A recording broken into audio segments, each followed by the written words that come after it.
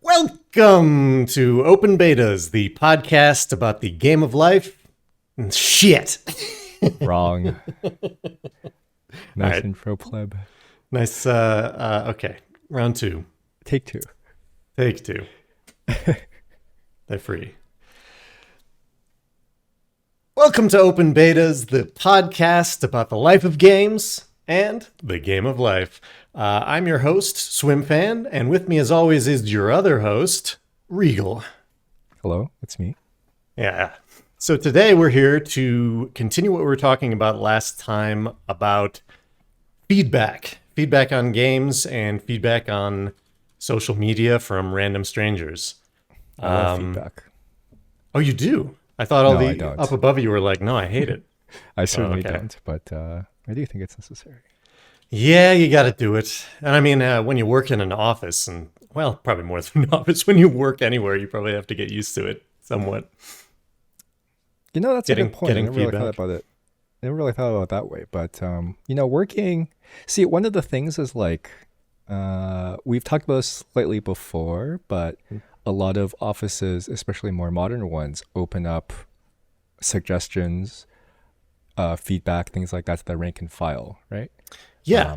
So my company, and I'm sure most companies, have a lot of systems where the rank and file can, and by rank and file I mean like basically non-leadership workers. Yeah. Right. Any worker at any salary level, I guess. Right. But one of the things we've talked about before is that when you open up suggestions to these people, you get really bad ideas. Oh yeah, sure. Like obviously a lot of, like at my job, I think in a lot of American society, there's sort of a constant trend of criticizing execs, right? Like every time there's a Q&A or anything like that, especially if it's the company level, it's all questions about like, why do execs make so much money, and why haven't they been fired for this failure, and so on and so on. Yeah, yeah. Because they're execs.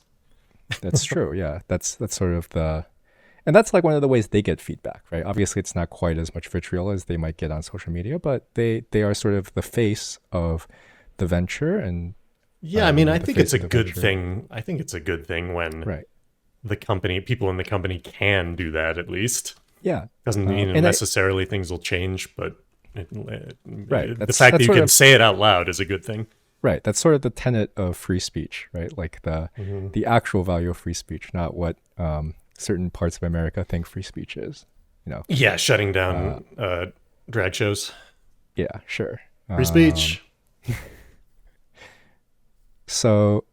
But I think one of the things that I just thought of when you mentioned that is like the rank and file rarely get that kind of feedback, right? Not that you want them to expose them necessarily to like people saying how bad of a job they did, but when they have bad ideas, when they say things that don't make sense, often it's not worth the effort for a lot of people to sort of correct them. You know what I mean? Like, yeah, like it's like not worth the trouble for what you get out of it. And I think so. I mean, I think it's like I guess it's like a more localized version of not bothering to correct people on social media. Right? It's like when someone in social media, good intentioned or not, posts something that's like factually wrong or doesn't make economic sense, right? It's really not worth the effort to sort of directly respond to that person and correct them, because then you'll just be doing that all day, right? Yeah, you do that for your whole life. Right. Well, isn't for rank and file employees, isn't their boss or their manager supposed to be the one giving them feedback? Yeah, I think so. But that sorts, and my manager and generally my org does a really good job of filtering that information down. Right? Yeah. But I think there's definitely times when if the manager is not good, for lack of a more descriptive term, then that doesn't happen. Or sometimes the manager is sort of instigating that, right? Yeah. Maybe the manager feels a certain way and no one likes, or maybe people like the manager, whatever, right? But if all that power sits in the hands of the manager, then that manager can sort of instigate or not give the correct feedback, or sort of put down or even retaliate, right? In the worst. Yeah, they're responsible for a lot that rolls down to you. You used to be in middle management. Ooh, oh yeah, I did. Now I middle manage squirrels, but Yeah, back in the video game days, the heady video game days. Yeah, I managed at the The end. halcyon video game days. I was technically a director at the end, whatever that means, and had, I So you made guess, movies, right? yeah. We did like short films in the break room usually. So I had like seven or eight direct reports, and then in the whole organization was, I don't know, more 20 sort of, because I had managers that reported to me, Yeah. and it sucked. I hated it. Yeah. It's it's a lot of responsibility, and I get the impression that it's easier for a lot of managers if you're able to care about the people who are working for you, but don't care too much. I think you have to be. I mean, Yeah. in any case, like any middle manager that goes higher has to be either very lucky or very ruthless in a way. And Mm. I think I was about to hit sort of the wall on that. About it was too much emotional stress to be responsible for so many people's careers. And some Yeah. of them, I'm like, you're smarter than I am, so why am I telling you what to do? I think that is a common thing, I guess. Yeah, Yeah, it's rough. I I think mean, I was good at it entrepreneurship though. is yeah. All that Entrepreneurship said, is very similar, right? hmm Because you like if you just somehow end up as like the CEO of your startup or whatever, and all of a sudden like you're in charge of everybody's livelihoods and like billions of dollars of, well, not billions, but a lot of dollars of VC money. yeah, that's a huge responsibility. It could certainly you could crack under the stress of such a thing, or if you're a little bit psychotic enough, you can flourish. I think it helps to be a little bit detached from the like individual feelings of everyone who works for you to be able Yeah. to really manage and maneuver freely with the whatever you're working on. But that may just be me. On the feedback front, that's actually very similar to how I feel like, well, I think we feel like you should treat feedback, right? Like, I think we already gave this example last time, but community managers often get really invested in like the certain people that they represent, right? Yes. And I feel like with feedback, it is equally important to sort of detach yourself and understand that people are going to have a bad experience. And sometimes you just have to say, too bad. Yeah. Yeah. And getting learning and internalizing that and being able to manage those moments is what makes a great community manager. Because if you get too on the random players sides, you can, I don't know, it can start to get messy. And you can start to, exactly like you said, you can start to take bad feedback essentially. Right. We should talk about this is not sketched out in this episode, but at some point we should discuss like what we think the exact role and voice of a community manager should be, other than spreading propaganda, of course. Yes, a And skilled propagandist. All right, I'll add it to the list. I think it is on the list already. Oh. But anyway, we wanted to continue. So last time we sort of ended on social media, and I don't remember exactly what we ended on, but there's this basically one of the most important things I think that should be remembered on social media is the social media users group, like the group of people that post on social media, is not the same as the group of people that play the game. In fact, it may be. I don't know if there's been studies done on this. I would be interested if there were, but I could definitely see a world where like the most active people on social media tend to be players that play the game very little and just tend to be active on like a lot of social media. Right? Yeah, I don't know because I know the traditional thinking is that that they're your most hardcore players that play a ton and know the most Right. about the game, but there's nothing that really says that's true. It's just what makes someone hang out in a forum isn't necessarily them being an expert on the game, right? For sure. I think I just thought of something. Maybe one of the ways that would be interesting to look at is on the WoW forums. Mm-hmm. I think basically on a lot of MMO forums, you link your account with your forum Mm-hmm. account, so you can look at what your highest level characters and stuff. Obviously that's a very Yeah, I think you basic linked your metric. account with Riot forums as well, but most people didn't use the official Right. forums is what we sort of landed on. Why is that, by the way? Are forums just dead? I don't know. Is it just because we have better, all encompassing forum systems like Reddit that we can still discuss individual things on, and why rebuild new forums each time? Yeah, I kind of agree. So I think there's sort of this idea for people of our age, basically, that like, you know, forums were this sort of like glorious, uh, things were better in the old days kind of thing, because there is no ranking system in a forum, right? You So mean one of the it's available to every person regardless of who they are? That's true, but I mean more like when you see a post is not filtered because people downloaded it, and it's not pushed to the top because people upvoted it, right? Sort of Uh, comparing to Reddit. oh, yeah, yeah, okay, yes. Mm-hmm. There's this sort of idea that like, oh, forums help combat mob mentality or whatever. I don't necessarily think that's true. That's probably more in depth than it's getting here, but I do think that uh, for people that want to use social media, Mm-hmm. or people that want to talk about the game with strangers on the internet, either Reddit or Discord offer, uh, or some equivalent of Discord, if for those not using Discord like in other countries, they Mm-hmm. offer a much better GQ. experience than a forum because Reddit, you have the whole aspect of like getting clout and looking at your post with upvotes and like having a Yep. bunch of people agree with you, Get some right? karma points or whatever. Yeah. Which is more of a social media thing, right? Like Twitter users look at like how many retweets they got or whatever, right? It's all Yeah, yeah. very similar. And forums don't offer that, whereas Discord has the advantage of actually talking to people in real time, right?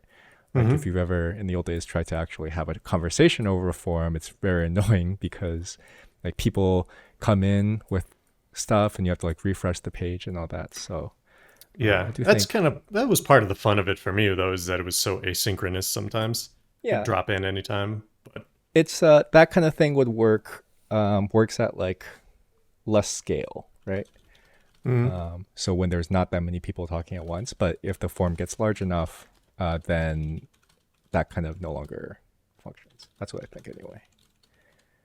Yeah, let's quickly talk about what you get from social media, because I think obviously, especially for people like us, and for people who use social media and just about everyone, the party line is just like, oh, social media is stupid and don't use it and just ignore everything on social media, right? But I think there's I with think regards to feedback, or really what do you mean? anything, right? I mean, if you it feels like this is the one thing that everyone um, repeats, which is that like no one should listen to anybody saying anything on social media ever. Yeah, yeah. I guess that's.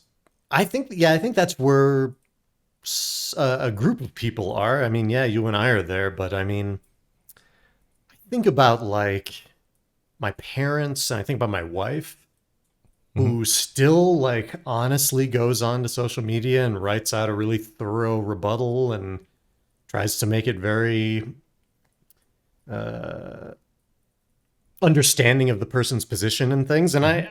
I get I get that. I mean, I think it's admirable to try to do that, one person at a time. But I'm just like, for me, it's like, I don't. What is the point? It's just you're using so much time and effort for someone that you don't even know if is a real person. It's just, Right. yeah, I don't know.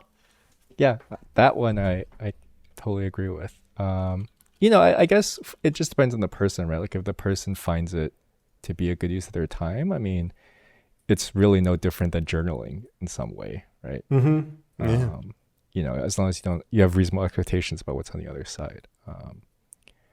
Yeah, and I guess if for social media where like Facebook, where you're talking about people who know your family or know you or whatever, Right. I guess I could see the role that plays in trying to like, hey, let's get to an understanding. We don't hate each other here, right?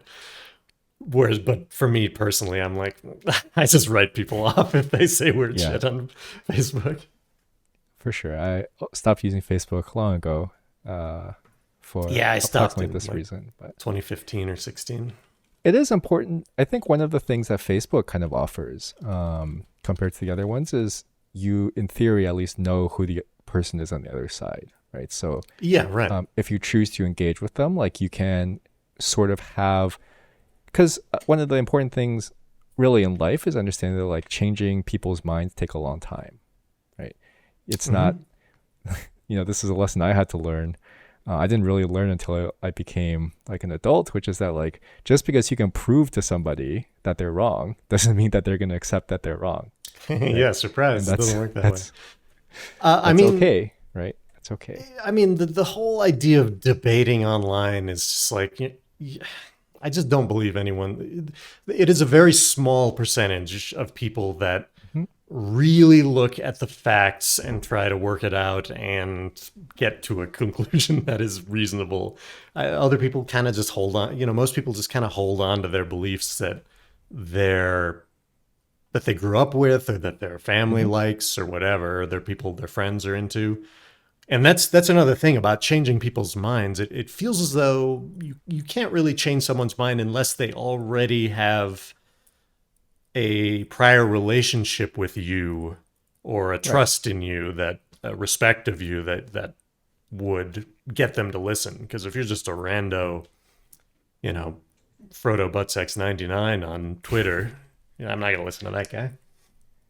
This is another part where I really see the value of parasocial relationships, right?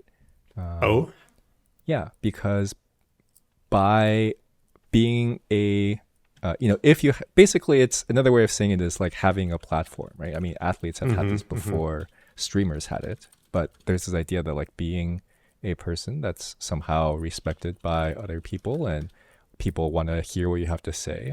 Using that platform is a really important way, sometimes one of the only ways to get people to reconsider their opinions, right? Because they may not listen to yeah. anyone except for that kind of It's one person. they already respect and follow. Yeah. Yeah, so listen to Joe Rogan if you want Well, the right way to think of things. unfortunately, that is the way it is here. Yeah, wow. I guess I'll say one thing that I just want to say, which is it is really, I think, especially in America, it's more Uh-huh. pronounced than elsewhere. Not that it doesn't happen elsewhere, but there's this sort of idea that truth doesn't exist. Mm-hmm. Like because what I mean is that what's often repeated is stuff like, oh, well, you can believe whatever you want, right? Mm-hmm.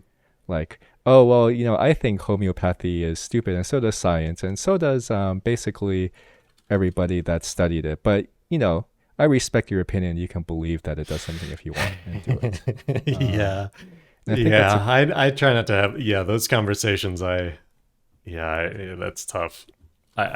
We do have this idea of like, you can have any blatantly wrong idea as long as it's not, hopefully as long as it's not dangerous to others. You can well, have pretty much any wrong idea. at some point it does become dangerous, right? Like when there's a pandemic. But anyway, that Wait, is just what do you mean? like if you are a Oh, and you're natural doing a health, homeopathic medicine? Yeah, yeah. I guess it is dangerous. You're right.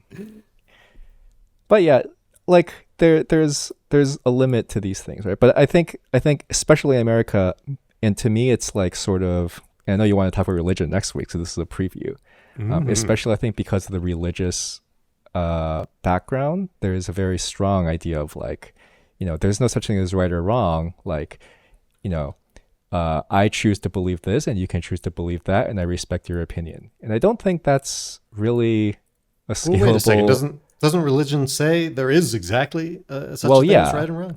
but Generally. so what I mean, there is, but the way it's sort of integrated with modern society is more like, well, I'm going to continue to believe that gay people are like evil and sick in the head.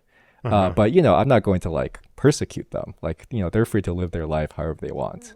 But you have to respect my Right. opinion that gay people are evil and sick in the head. Right, because it's my opinion, therefore it's Right. valid. But, just like you're going to respect my opinion, I'm going to not persecute them. That's equal trade, fair trade. Yes, I see. It is like that, isn't it?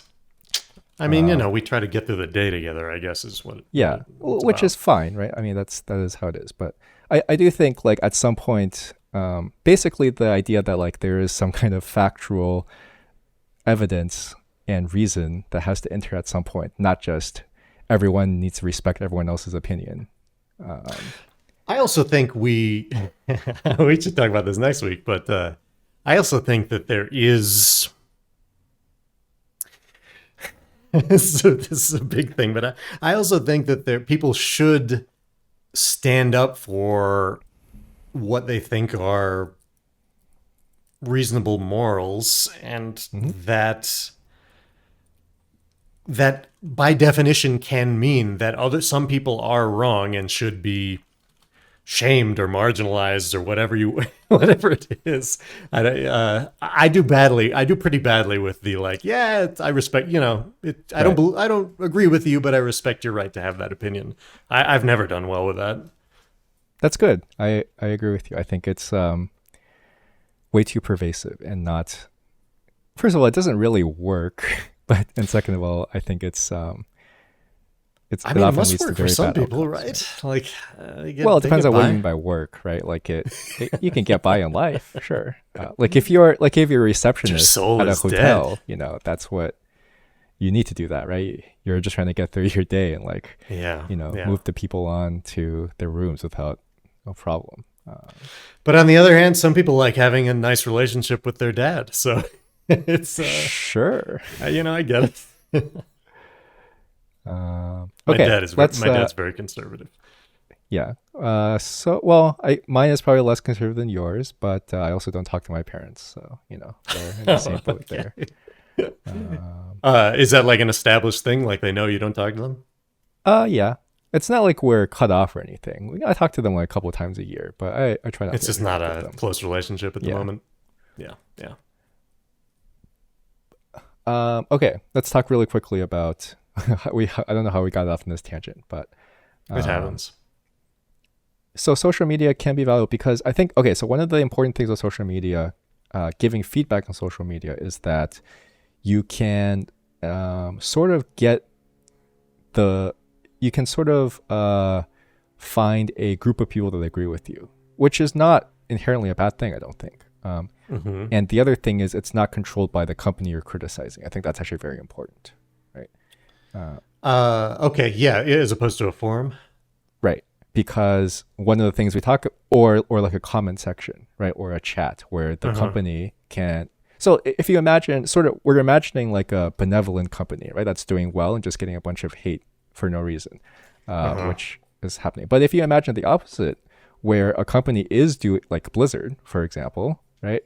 Let's say, um, well, I guess maybe that's a little off topic, but let's say there is such a company that is whose game is doing a bunch of bad stuff that really no one likes, but um, on all their forums and all their official accounts where they have control, they just delete all the negative comments, right?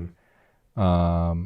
Obviously, there's a limit to how well you can do that, but you have to understand in that case, it is important that there is some kind of third party, publicly visible forum for people to express that they're not happy with this, right? And Uh-huh. that Uh-huh. there needs to be they're calling for change, or they're calling for that, or they're simply just expressing that a lot of people and not just a small group of people don't like it, etc. Right? Um, Yeah, yeah. so that is important, and I think when that gets strong enough, it is important for the company to accept that like maybe they're wrong and the people are right. Right? I think that's sort of the I mean, yeah, it comes down to I mean, yeah, the one aspect of whatever wherever they're talking, it's not controlled by the company, right. and And then, I mean, it's a sort of a numbers thing, what is the sample size, right? Like of Right. people saying this stuff. That's where the kind of the dichotomy of social media comes in, right? On one hand, it's just a good policy to ignore everything that happens on social media. But on the other hand, there Hmm. are times when, like, you have to understand that as another human being, just like the people on the other side of the social media, that you're also wrong sometimes, right? And when Hmm. enough people tell you that you're wrong, sometimes it's not that they're stupid, it's that you're stupid, right? And Hmm. it's hard to, like, you have to, I guess it's really just, you have to have the humility and self-awareness to understand that, like, sometimes you need to be the one that changes, right? Even if most of the time the people on social media are wrong.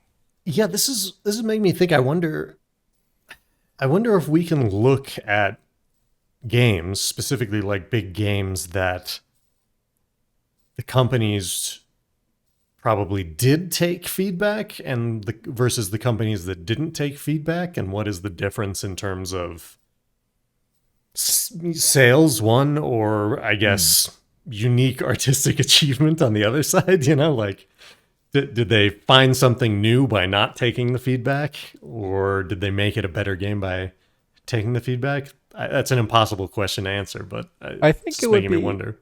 yeah, it is hard to answer. I think we can try to get closer to the answer by looking at like sort of equivalent games, right? So for example, like a game like Call of Duty is never doesn't really need to take feedback, right? Or like Madden Uh, to some extent. it doesn't, because it's such a juggernaut. It one is it's such a juggernaut, but two is like um it doesn't really need to change that much, right? It's really the same formula over and over again, as far as I can tell. Yeah, I guess I'm thinking in terms of when the multiplayer formula was still fairly new, Oh, I uh, see. and when they took feedback in order to improve it. But I also think about they just look at, a lot of the time it's looking at, there's like a goal number for, you want people to have a certain range of kill death ratio, you want to Yeah. have a certain win loss ratio, and if we're achieving that goal by looking at the data of just how people are playing, then things are okay, and we don't need feedback. But if those things start to fail, I guess that's usually when these companies actually look to feedback as a potential way to fix things. That's a good point, actually. That is an important two-stage sort of process where, because a lot of times, yeah, the data-driven approach may not necessarily lead to the correct intuitions because you're making a lot of assumptions when you look at data, right, about what is happening. Yeah, and the main, usually we regard the better research stuff as stuff that does take quantitative and qualitative data, like, Right. sort of matching it up to real feelings and real thoughts to the numbers. Yeah, for sure. I think one of the ways you can make a comparison is with early access games.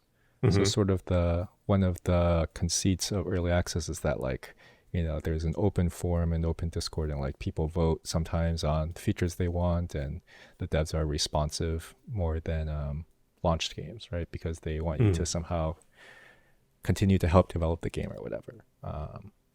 So I wonder Hmm. if Hmm. we can find, because I don't know if we can necessarily find a comparison because there's going to be so many variables that are different, but Yeah. just look at specific ways that, because I can definitely imagine times when feedback has hurt the development too, right? Because sometimes the community is united on a really bad idea. Um, Yeah, and you tend to get what do you call it? A return to the mean of yeah, players. Are basing their experience on everything that has come before, rather than necessarily trying to create something completely right. new. But That's true. that also only goes so far. Like if you're making a multiplayer shooter or whatever, there's still a lot of stuff to learn from the past. Yeah, that would, I guess it would also be interesting to look at, I don't know if we'll ever be able to do this, but look at what we consider to be like um, innovative sort of AAA, especially multiplayer games, and see whether that are successful, and see whether they really thought that feedback would have helped at any point, or what kind of feedback they took. Because I do Yeah, think I don't know. it definitely can stifle innovation, right? Because Yeah, I think you just, at the end of the day, maybe you just have to be sort of confident enough in your decisions to be able to take in the feedback, parse what you think needs to be done based on it, right, right, and go from there rather than. It seems like problems arise when we're just like, yeah, we'll just try this thing that the community wants right. every time. I think the word that fits well here is vision, right? Like there's a Yeah. difference. I think the community feedback can help a lot with like tuning and implementation, but Hmm. vision is the one thing you want to keep on your own and you want to believe in, right? Yeah. And the players will give you sort of on the ground experience feedback that you wouldn't normally get with your team of 20 or whatever. Right. But you're still holding the vision for what you want this overall experience to be. Yep, for sure. Okay, let's. I need to do my job as a host here, as a Yeah, we're co-host, half an hour in. Let's do it. and let's move on to hate. So Oh, I love hate. Actually, I don't. I But love hate. there's a lot of it It's around the villainous. internet, right? Yes. There's a lot of it inside people, some of which we know, or some of whom we know, I suppose. Uh-huh. But so I want to talk briefly about this because I think it's important to sort of talk about and understand where things like death threats come from, right? And where Mm-hmm. things like people writing extremely mean things about your product come from, right? Yeah. And to some extent, what we should do about them. So the way I'll define it, and this is not a perfect definition by any means, but it's basically a spectrum where obviously the point is that you dislike something, right? It's the opposite of like. Mm-hmm. But it's a spectrum where to qualify as hate, you sort of more and more categorize the thing as evil. So the more you hate it, the more on the spectrum you go, the more you think the thing is like evil, and the more evil you think it is, the sort of the converse is that the less you think it needs to be treated like treated with quote unquote respect. Although I don't like this word. It doesn't deserve things like human rights, right? Or it doesn't Yeah. deserve to be talked to civilly. The more you hate it, the less you think it deserves these things until you get down to the very bottom where, you hope that, well, if you belong to certain religions, you hope they, suffer for eternity. But Mm-hmm. even if you don't, you hope their family gets cancer and they Yeah. get cancer and Like you're going their to go shoot them or whatever, right? skin Because, boils off or something. right. And the thing is like the people, you don't feel bad about doing this because you have categorized the thing as evil, right? Mm-hmm. If you're the Mm-hmm. person that has the hate. Yeah, In that's fact, you definitely even, sort of the method of getting to that point, right? Like right. dehumanizing people. Yeah, I Yep. totally agree. Like you Exactly. sort of you picture the other person as so evil that they are not human. They're not equal to you on any level. They're beneath contempt. In fact, harming them is not only not harming another human, which is which is quote unquote bad, but it's even justified. It's a positive thing, right? It's helping Yeah. because you're eliminating an evil from the world. Yeah. Okay. There's also the real personal aspect on top of this of I mean, the old story about bullies is, they're Hmm. bullying because they were bullied and at home or whatever. They're Yep. people who are lashing out in these, quote unquote crazy ways, or there's something in their lives where they have lack of control, or they are, Hmm.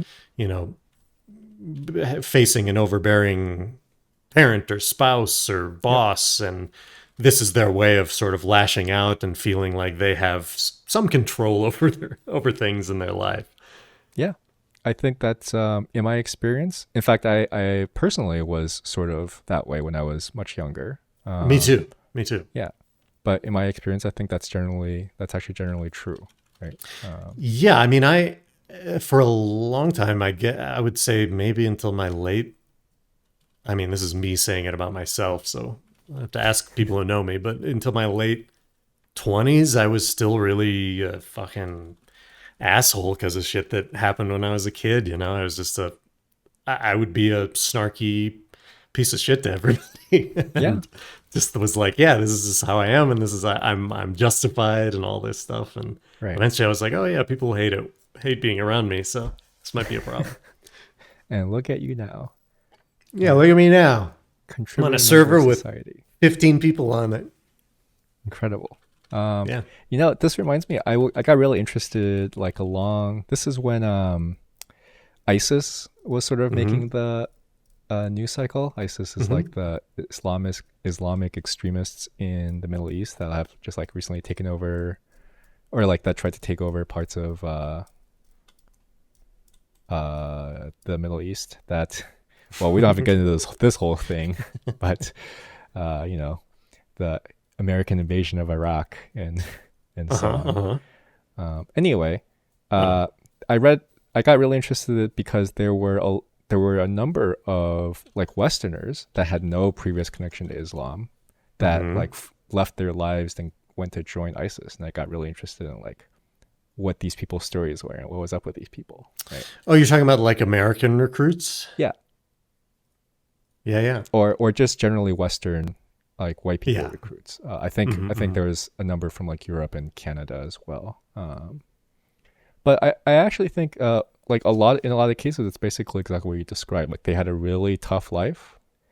They were going through some very difficult situations where in a lot of cases, like for example, they didn't have financial freedom, or they were Mm-hmm. in an abusive relationship or something like that. And there's a They lot didn't of have. that.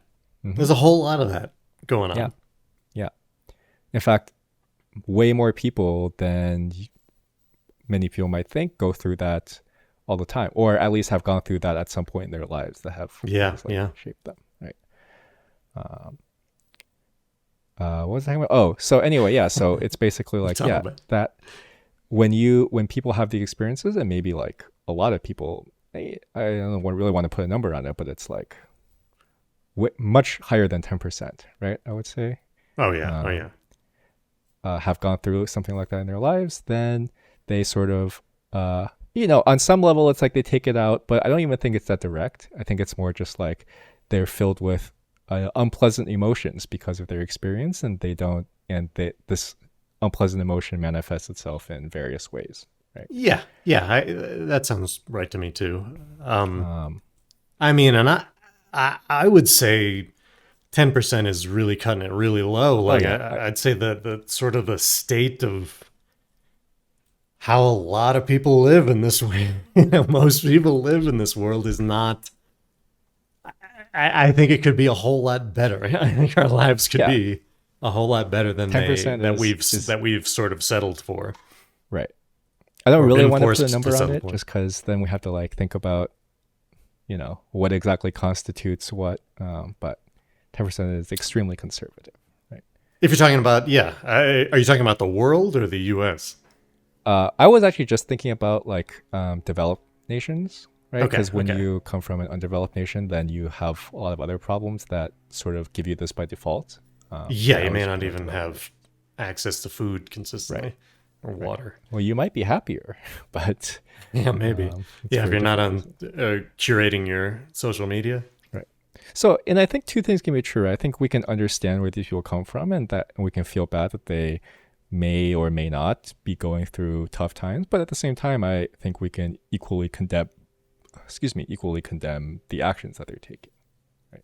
Yeah, Um, yeah. and I think I that's. mean, so when you talk about the whole dehumanizing thing, the more evil Mhm. you think it is, do you think do you think this is a leading question? Do you think that is ever justified, or is it I do think it is always sometimes one justified. think? Yes. Okay. Well, it depends. Well, okay. Like I said, it's a spectrum, right? Um, but I do think there is such a thing as evil, and some things should not be tolerated. Now, do I think? So there are some lines I think we as a society have advanced to a point where we don't need to cross, right? Like we don't need to torture anyone ever. I think, right? Mm-hmm. Some people would say that we never need to execute anyone. Right, right. I'm less on that, but I can understand if that's how you feel, right? Yeah, I mean, the execution thing is when you look at the reality of it, Right, the people who are being executed usually are, in a lot of cases in America right. at least, are like people with mental illness or learning disabilities and shit. Well, But it's not the people that are doing the most evil necessarily. I mean, some right, of them certainly are murderers and rapists, but right. I guess I'm just getting at. I would say for some of the people who have done the most ill to the world, Hmm. like secretaries of defense of the U.S. and stuff Cool. like that, Okay. Oh, true. I would. I don't think torture is ever justified in order to extract information from soldiers and things like that. Personally, I do want fossil fuel execs to be tortured and things like that. I think they'll never be put in jail for any amount of time that means anything. Death is too good for them in my opinion. Okay. Well, that's a little extreme for me. Hi, it's Regal. I'm going back listening to this section again for editing, and I wanted to jump in here and make it very clear what my stance is on this topic. The next thing I say is I get where you're coming from, which is a tacit approval of what's said here, and I want to make it clear where I stand on this topic. Now, a lot of this will come up through the rest of the discussion in bits and pieces, but I wanted to be upfront and make it clear what my actual stance is, which is that torture or, basically pointless additional violence causing harm to another human just for the sake of causing harm with no greater motive than that in mind, just to see someone suffer essentially because you believe they're evil, I believe that's never justified ever under any circumstances. And I believe very strongly in that. And really, that's just from a morality perspective. But objectively speaking, I believe in being solution oriented as a starting point and as an ending point, really. I believe that, okay, sometimes you must use violence to remove an intractable force. But once that intractable force is removed, I disagree with the notion that they must be somehow further punished for their crimes in a physical or emotional sense, of course, not in the sense that they should be allowed to go free, because I think that does not lead towards the solution, right? I think violence, as history bears out, usually results in more violence and not in betterment of society or an improved quality of living or anything like that, especially in the short and medium term. Violence is sometimes required because it is the only way to remove an intractable force. For example, it's hard to imagine the government in North Korea changing without either external threat, very real external threat of violence, or just actual violence. It's not that I believe that there is a peaceful solution to every problem. We talk about this later as well. There certainly is not always a peaceful solution. So while I believe violence is sometimes or perhaps often justified, and there's different degrees of violence. For example, a group of protesters throwing rocks is a form of violence, but we should not equate that to the violence of a war or a bloody overthrow or a violent purge, none of which I think are particularly effective in the short and medium term. Of course, that's a totally separate, a larger political debate. But I think the most important thing I want to say is that we should be very, very careful about ever glorifying violence in real life, especially when it's purely for the purpose of feeling better or feeling justified or revenge or anything of that nature, and not for a solution. It's not to say that violence has never led to a good outcome, especially in the long term. Although, if you keep listening, you'll hear me argue that I think that's happened way fewer times than people believe, especially when it comes to things like war or violent overthrow. It is more that the violence itself, the act of violence in real life, should never be glorified, in my opinion. And it should certainly never be looked to as an example of what to do in the future.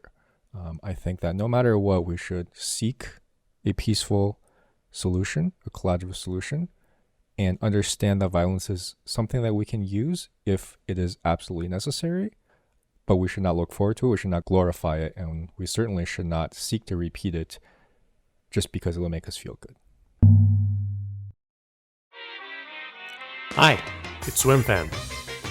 I just wanted to jump in here and make it clear that I do stand by everything I said in this episode. In fact, I triple down on it. Now back to the show. But I can understand where you're coming from. I hear you. I know that's extreme. Yeah, personally, I don't think that is worth the effort.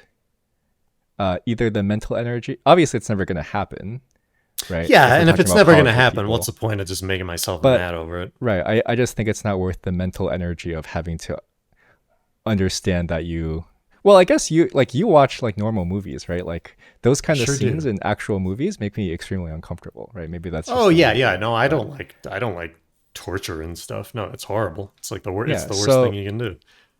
I think there's I think there's an extremely high bar to be crossed when you're talking about that kind of thing. Like basically the equivalent of killing someone, right? Or yeah, I mean, it's like you said.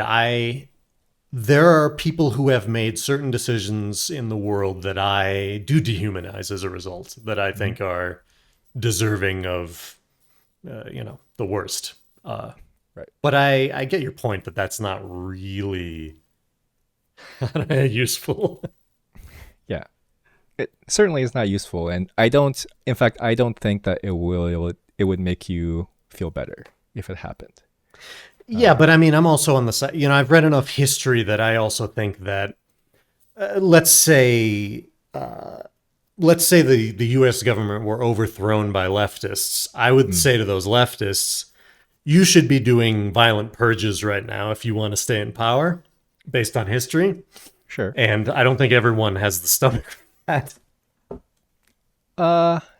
Well, this is a deep topic. Sorry, I'm getting really deep here. I think I think you'll agree with this, that like violent overthrows never result in the change that people want, right? Like ever, like not even once. Well, French Revolution, Russian Revolution? No, definitely not. Why not? Napoleon. Yeah. All that happened after the French Revolution. Now it did set the groundwork for, the Second and Third Republic 100 years later, but first there was Napoleon, right? Which is exactly. But none of that shit would have ever happened without any violence. Like, how does change happen without violence? I don't agree. So I definitely don't agree with like whatever have happened without any violence. I mean, I think there's been peaceful revolutions all the time that have created a lot of change. In some ways, like what? India, for example. Where? Sorry, where? India independence. There was no real war, right? Okay. There was definitely no purge. In some ways, the civil rights movement created like obviously relevant change without mass violence. Obviously not. It did not solve the problem, right? But it certainly created. You mean the U.S. civil rights movement? Yeah. There was a shit ton of violence. Like the whole but there point was no war. I mean, it depends. Obviously, people beaten in the streets and shit. Yeah, but it had to be. There's no violent overthrow, right? I think that's the bar that. Yeah, and I mean that's why things aren't better than they are now. No, I actually strongly disagree. I think if you look at the history of all the violent revolutions, almost none of them have, like, the French Revolution might be the best one. Like all the other, and that was quite bad. If you look at Robespierre's reign, for example, very bad. Yeah, I mean, power vacuums, but yeah. And if you look at any other revolution, but on the other hand, maybe we're getting too off topic here. I want to finish my point. If you look at any other violent revolution, it's an abject disaster. Russia, abject disaster. China, complete disaster. Spain, complete disaster, etc. Right? Like most, I guess the U.S. is a good one. The U.S. might be the best one, I suppose. American War of Independence, but post French Revolution, especially in the Marxist revolution phase, it's been Oh, Cuba, total disaster. North Korea, total disaster. Hmm.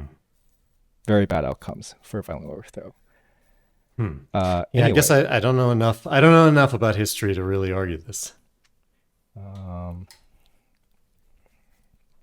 I guess also, well, it depends on what your definition of total disaster is. But if you're talking about like improved civil participation, improved quality of life, improved economic status, those three metrics, violent revolutions do very, very, very bad in, at least in the Hmm. short and medium term. Well, I mean, there's also, I mean, in the modern age, you're also talking about there are other players that Right. involved here. I mean, Yeah. they talk about like South American revolutions. The CIA was always there to back up the dictators. Well, that was actually after. So the independence movements were okay, I think. Hmm. Um, but yeah, after with the neo-colonialism, American colonialism, it certainly regressed because of the CIA. Yeah. Anyway, Should we go this is back to not. what we were actually talking We're back to about? the game of. See, this is where the game of life comes in. Where that's the true game of life right there. Global Yeah. politics. I mean, Any maybe I am just maybe I'm just slashing out. It's definitely it's certainly a possibility. I think My mind is not has proven itself unreliable. I think one of the most valuable lessons you can learn in life, that I learned in life, is that like, when I talk about people on social media like being filled with hate and lashing out, like it's the most important thing to remember, in my opinion, is to remember that you are also susceptible to this, just like everyone else, right? You being me. Yeah. Like every time you point out a bad habit that people in general have, you or me in this case, I also have it. Right? And it's important to understand that you're not somehow superior to all these other people. You may express it differently, you may control it better, but it's not a fundamental difference where you're above these people in any kind of way. Yeah, and I mean, I try to think of when we're talking about like people on social media. I try to think of I tried to take away the blame by thinking about why people are like the way they are. And we talked about one aspect, which is, whatever their background, their family, their growing up was. But something that always bothered me about movies is when the villain dies at the end, but the hero didn't kill them. The villain did something that killed themselves. You know what I'm talking about? Okay, sure. Uh, I think it teaches. I think it teaches the wrong message. I think it teaches the message that no matter who you are talking about, Hitler or Pol Pot or whatever, you should not kill because it is wrong. And I just do not believe that. Yeah, I If you kill think bad people, it is a good thing. I think so. I'm not like, I agree with you. Like, I'm not fundamentally against the death penalty, um, but I think uh well, yeah, like Well, and the I death do think penalty also there's a means point nothing, where. and death penalty means nothing in context of how terrible prisons are in the first place. Like we don't rehabilitate people, so on top of Yeah, that, also killing them seems ridiculous.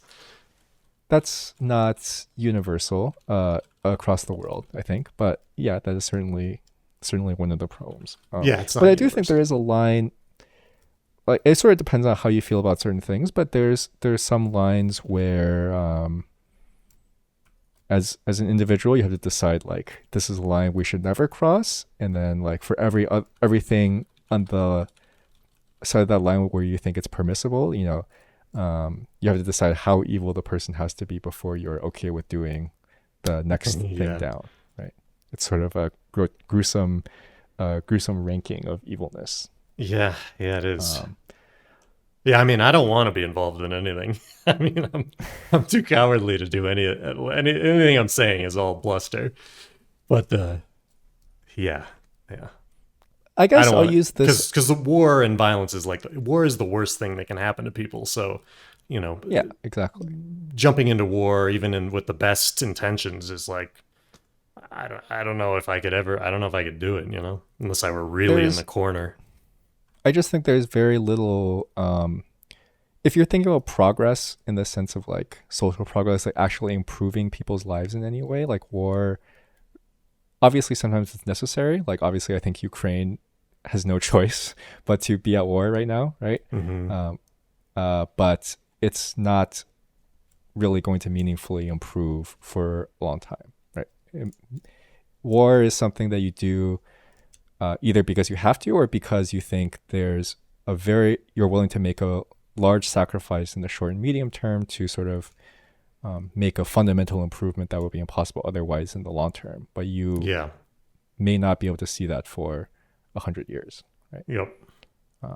And a lot has to go right in the meantime. So, like you said, I think. And so that's a little about feedback on social media. Yep. But I think your original question was, do I think any groups rise to this level where I hate them? Yeah, I think there's a couple. There's like there's things like Putin and the Taliban and North Korea, right? Things like that. Not the people in North Korea, but like the government, obviously. Yeah, they do some terrible Basically, stuff. any individuals that cause mass harm, right? Yeah. To Yeah, I mean, group of other that's people, where I'm at as well. right? That being said, for me, the line is left of like in fact, I don't even think they should be like executed without trial or whatever. Like I don't think I'll get anything positive out of seeing them executed, right? Like, but I'm not against it if that's the outcome, right? And that I would be against that for basically all the other really annoying groups like Qatar and like Citizens for Sanity and like Proud Boys. Who's Citizens for Sanity? It's this weird like advertising group that's like fighting against wokeism, Okay. one of the many these days. Yeah, fighting against wokeism. But like I don't know, like I think basically I think violently destroying them does not really solve the problem. To me, it's very similar to the idea of like violently removing all the homeless people does not solve the problem of there being homeless people. You know what I mean? Like, right? Like these individuals represent something that came out of the system, or something that came out of a larger group of people that agree with them. They're not acting by themselves. Yeah. And I think to solve the problem, you have to solve it, or you have to try to make changes at the root of the problem, right? In the system level that is causing these things to happen. So in fossil fuel execs, the problem is like free market capitalism in some ways, right? So it's not. So you're saying in that case, it's like if we are simply blaming the people in those positions who make the terrible decisions, we're not really going to solve it if we don't change the system around it. Right. Yeah, I mean, because yeah, that makes sense. If you imagine you just assassinate Putin, well, I think Putin might be an exceptional case, actually. I don't know. I think your first idea is right. Like, I think it's just another Putin power is an vacuum exception. for another. But if you assassinate the leader person. of the Taliban, right, that does not. Then the next Taliban leader is not going to be different ideologically than the first one, right? No. In fact, No, they'll be more extreme because now they have a violent threat against them. Yep. Right. Yeah. Putin is definitely the exception here. So, and that's in general what I mean, right? If you assassinate one fossil fuel exec, well, the next CEO is just going to take over and do the same thing, right? There's no, they are all motivated by the same factor. It's not one person acting out of school. Right. If the incentives are still present, you're Right. just going to get it again and again. Yeah. Right. Yeah, I get that. Anyway, feedback about video games. I do love video games. Who am I? Where are we? Yeah, well, I mean, we're talking sort of about the right thing. Like, we're talking about hate okay. and where hate comes But from. this is where, so like I, as you can probably tell, like I don't believe that hate is like, when I see hate in myself, I try to eradicate it, right? Because I don't think, number one, I don't think it's helpful. Two, I think it harms people if I act on it in a way that's not productive. Like it, by posting about how much I hate whatever, it's not really going to harm. Like if I post about how much I hate Putin, it's not really going to harm Putin, right? No, he won't get his feelings hurt. That's not, yeah, that's not helpful. And if I happen to hate like an individual person or an individual game or whatever, and I post death threats about how much I hate this person, that that doesn't harm them unless I actually act on them, and it doesn't really achieve any of my goals, right? I mean, it harms them if you're talking about people who would read it. Like, I guess it harms them game devs. emotionally, but it doesn't. It certainly doesn't achieve my goals, right? If my goal is to like get a better product. So that's why for me, in it's fact, like, you're most likely they're causing them to disengage more, probably. Right, exactly. Or want to. I so mean, that's it's like if it's so bad for developers in general, but like you think of, I mean, there's the whole topic of women in games and how even if you are doing a good job, you can get really crazy stuff sent to you. That's really horrible stuff that's sent to you. Oh yeah, women, honestly, at least in the U.S. And to an extent everywhere, but especially in the U.S., like women in any kind of public-facing role, right, is just a miserable experience that you have to sort of be extremely cynical or just turn off. Yeah, you either have to have such a thick skin, or like we've talked about, the only winning move is not to play. Right. One of the things. So this is something that Asmongold, or in this case, Zach Rohr. Are you familiar with this individual? No. You don't know who Asmongold is? Asmongold? No. Oh, I see. Okay. Well, Asmongold is like a very, probably the biggest. I don't know if he's really a World of Warcraft content creator these days. He's more like a general YouTube, Twitch content creator. I think he's still mostly a World of Warcraft MMO guy. Mm-hmm. Anyway, he Zach Rohr is like his second more normal, less YouTubeist channel. Okay. Anyway, he was the first one that made me sort of understand this idea that a lot of comments on the internet are sort of like a game of Marco Polo. If you ever played that. Mm-hmm. Where as soon as a woman appears on screen, for example, you get the very predictable normal follow-up comments, right? As soon as a black person appears on screen, you get a very predictable set of comments. As soon as someone says certain keywords, and this can be less malicious too, right? Because sometimes it's kind of funny because like you say 69, which is the Marco, and everyone says nice, right? Mm-hmm, which is like kind of funny. A little fun. So, something everybody knows. Yeah. So is that the most recognizable? Is that the most recognizable thing? At least I know. At least in Japan, 69 is not a thing. Like you don't understand what it means. Yeah. Is it the most recognizable thing? I think there's probably more. Well, I mean, like, does it span age and background? Like, does everybody? No, I don't think so. You don't think so? No, I think it's a people. You think your grandpa would know it? No, I don't think so. I'm gonna ask my grandpa. All right. Well, your grandpa's still alive? Yeah, he's 99. Oh, nice. He's in World War II. You should ask him what he thinks about the Korean War or the Korean Revolution. Okay. Yeah, I'm sure he has opinions. What were we talking about? Oh, anyway, it's like so a lot of the negative comments people have just sort of, I mean, I guess there's more to say here that it's not really worth getting into, but you have to kind of understand, one of the ways to sort of understand what comments happen is just when X appears on screen, based on essentially the culture of the internet, like Y will always happen, right? And you kind of have to get used to that. Like when a woman appears on screen, if they're moderately attractive, like dick pics will enter the inbox if it's open, Yeah, And it's a sad state of affairs, but like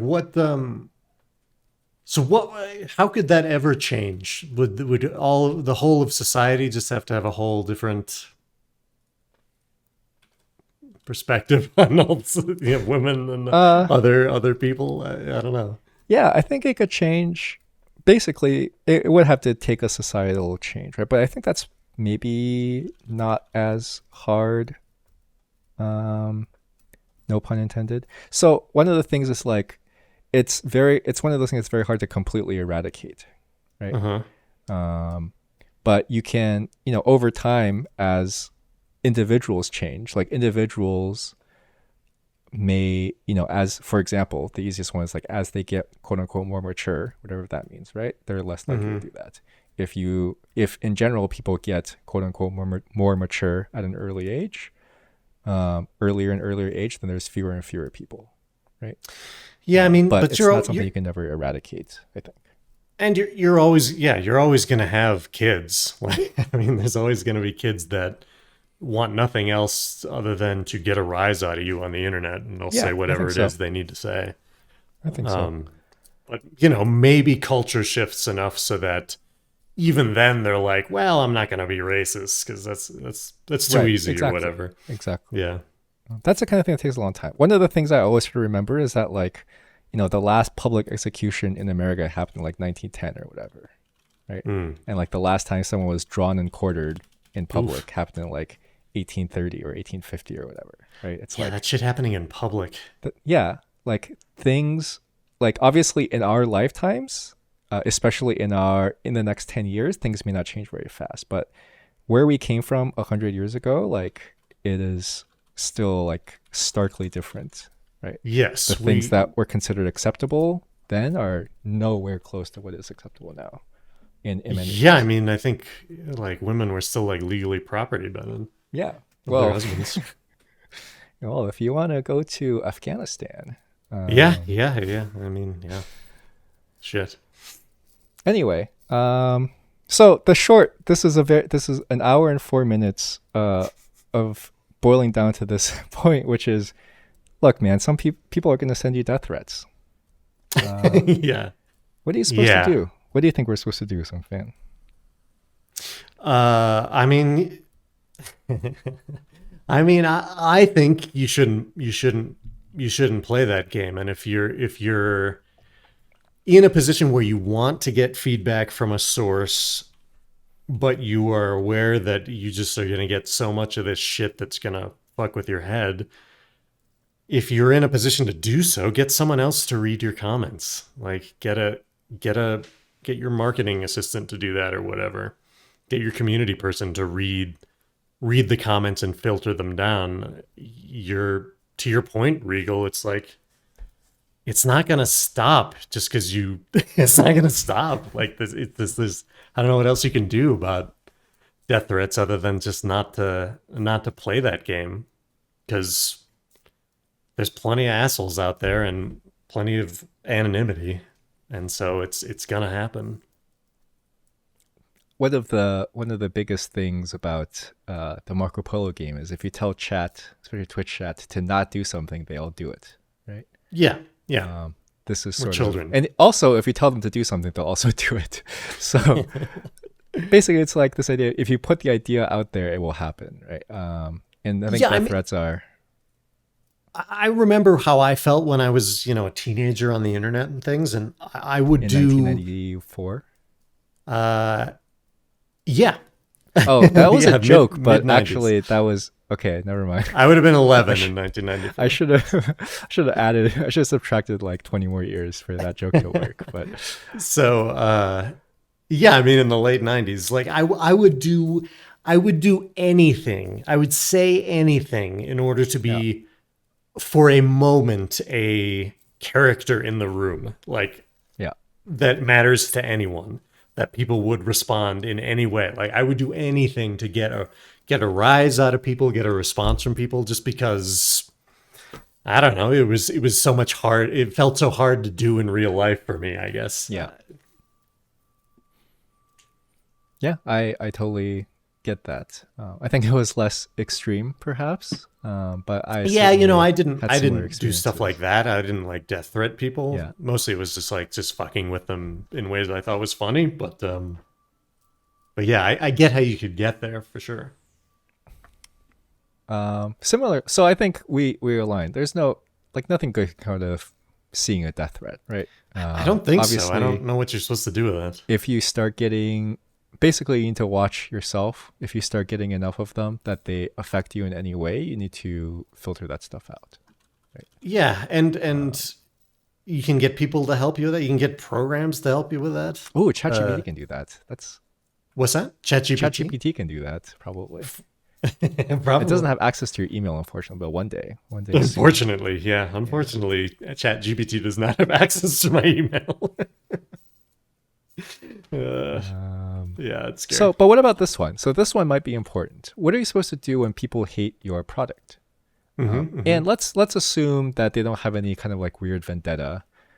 So one example is like if you make a game with microtransactions, people are gonna yell at you, or DLC, right? Same with DLC. If you make DLC, people are gonna yell at you. So let's filter those out for a moment, because I think that we can categorize that as like not made for you, right? There's this whole type of feedback where it's like, sorry, this is not like this is not for you. You're not gonna like it. Therefore, your opinion is irrelevant, right? It's like people walking into a $3 sign restaurant and complaining about how it's too expensive, like me. Is that a real story? No, but I don't really like expensive food. I've had it a couple times. I like it Who like a couple does? times a year maybe. Oh, you mean like quote unquote fancy Yeah, stuff? Yeah, I don't think I appreciate it either. I think it's like once you get to a certain level, it's all kind of there's no further marginal improvements at best. yeah. Anyway, the point of that example was like sometimes people are gonna have a bad time because it's, for lack of a better way to explain it, this is not the game for you, right? And I guess I'd say in that situation, you still want to follow the same strategy of right, how to get feedback at scale and and that's eliminate true. total outliers and continue to try to ignore the things that are saying that. I mean, if it's like the press is giving you bad reviews, that's one thing that's kind of hard to ignore, but if it's comments in a place that isn't your system, I think you can avoid those as well. But I guess what do you do when, all right, you do go through this system, you do all this like proper market research, and people still hate the thing? Well, I think for one that's inevitable, right? Like sometimes because like there's so many sources that bad reviews or bad comments can come from, right? Like sometimes people actually just want to be go against the grain. But you're talking about individual people, right? Like, Y- does that yeah. hold when you raise the sample size a whole lot, or do they sort of fall to the minority? Well, that's a good question because it's definitely the latter, right? They become more and more of a minority, and I think that sort of points out to, I think the key point, which is that you really just want to gather feedback. OpenSea's sort of comment feedback where you have no context about who is saying it. You really just have to gather that in aggregate, right? Yeah, exactly. I think Individual things are the yeah, danger. yeah. Individual DMs and posts where you you have to watch out for your emotional triggers, right? Like death threats and things like that will Individual do things are the danger. It's spoken like a true commie that. and a true beta. Individual private ownership No, is I get in what you data mean. Yeah. is a menace. I do think, and we talked last week more about how like where the value in feedback comes from, but when it comes to these kind of things, I do think that is sort of a key tenet that we have to stand on, which is you have to just gather these things in aggregate unless you have You have a to. very strong reason not to. You can't read individual comments. And I think it's, oh, maybe not, but I I like to remind myself that all these people existed before the internet. They just didn't have a voice before the internet. Yep. And if the internet didn't exist, I would get feedback some other way. Yeah, I'm not sure where I'm going with this, but No, I totally get that. Excuse me. It's just that I think what you're getting at is this idea that like we are the internet lets you find reach all pockets of the world, not just, for example, the people that are close by you, or the people that have a newspaper subscription, or the people who have the means to write you a letter, right? yeah, exactly. By lowering the bar, because like in the past you would get people that write a strongly worded letter to the editor, right? But that the harder it is to give feedback, obviously the more you filter out by default, right? Yep. Now with social media, it basically has no barrier to entry, and therefore Yeah, if you can get of voices on a machine that has an internet connection, you can yeah comment on anything. you can yell at people all you want, which by the way I think is why a lot of old people, like, social media has a lot of old people on it, right? That are especially the ones that argue with other people. That's just because maybe they just had it. That's what they say. I don't know. Yeah. Maybe they just had it in them the whole time, but they were never able to express it. Like, Or they were expressing it in whatever small Yeah. community they were in, like, yeah, that's true. but they didn't have a chance to spread whatever shit they wanted to say Right, to any right. and find people who thought the same thing. Yeah. The duality of man and internet. Yeah, internet. What a time to be alive. I want to briefly mention, I think it actually is equally dangerous if you get too addicted to the feeling of looking for the positive comments about what you made. You know what Oh I yeah, mean? I mean, you got to be aware of that confirmation bias, or that Yeah. yeah, exactly, looking for everything as if they're positive, or just looking at the positive. Yeah. Right. I think, as like there just has to be some of that. Like, I don't think you need to hide from it, but I do think, for one, like you said, it can give you a warped view of what the actual feedback is, right? Yeah.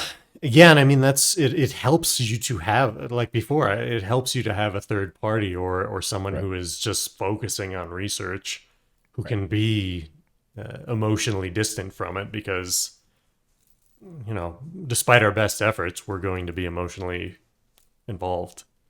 Right. Exactly.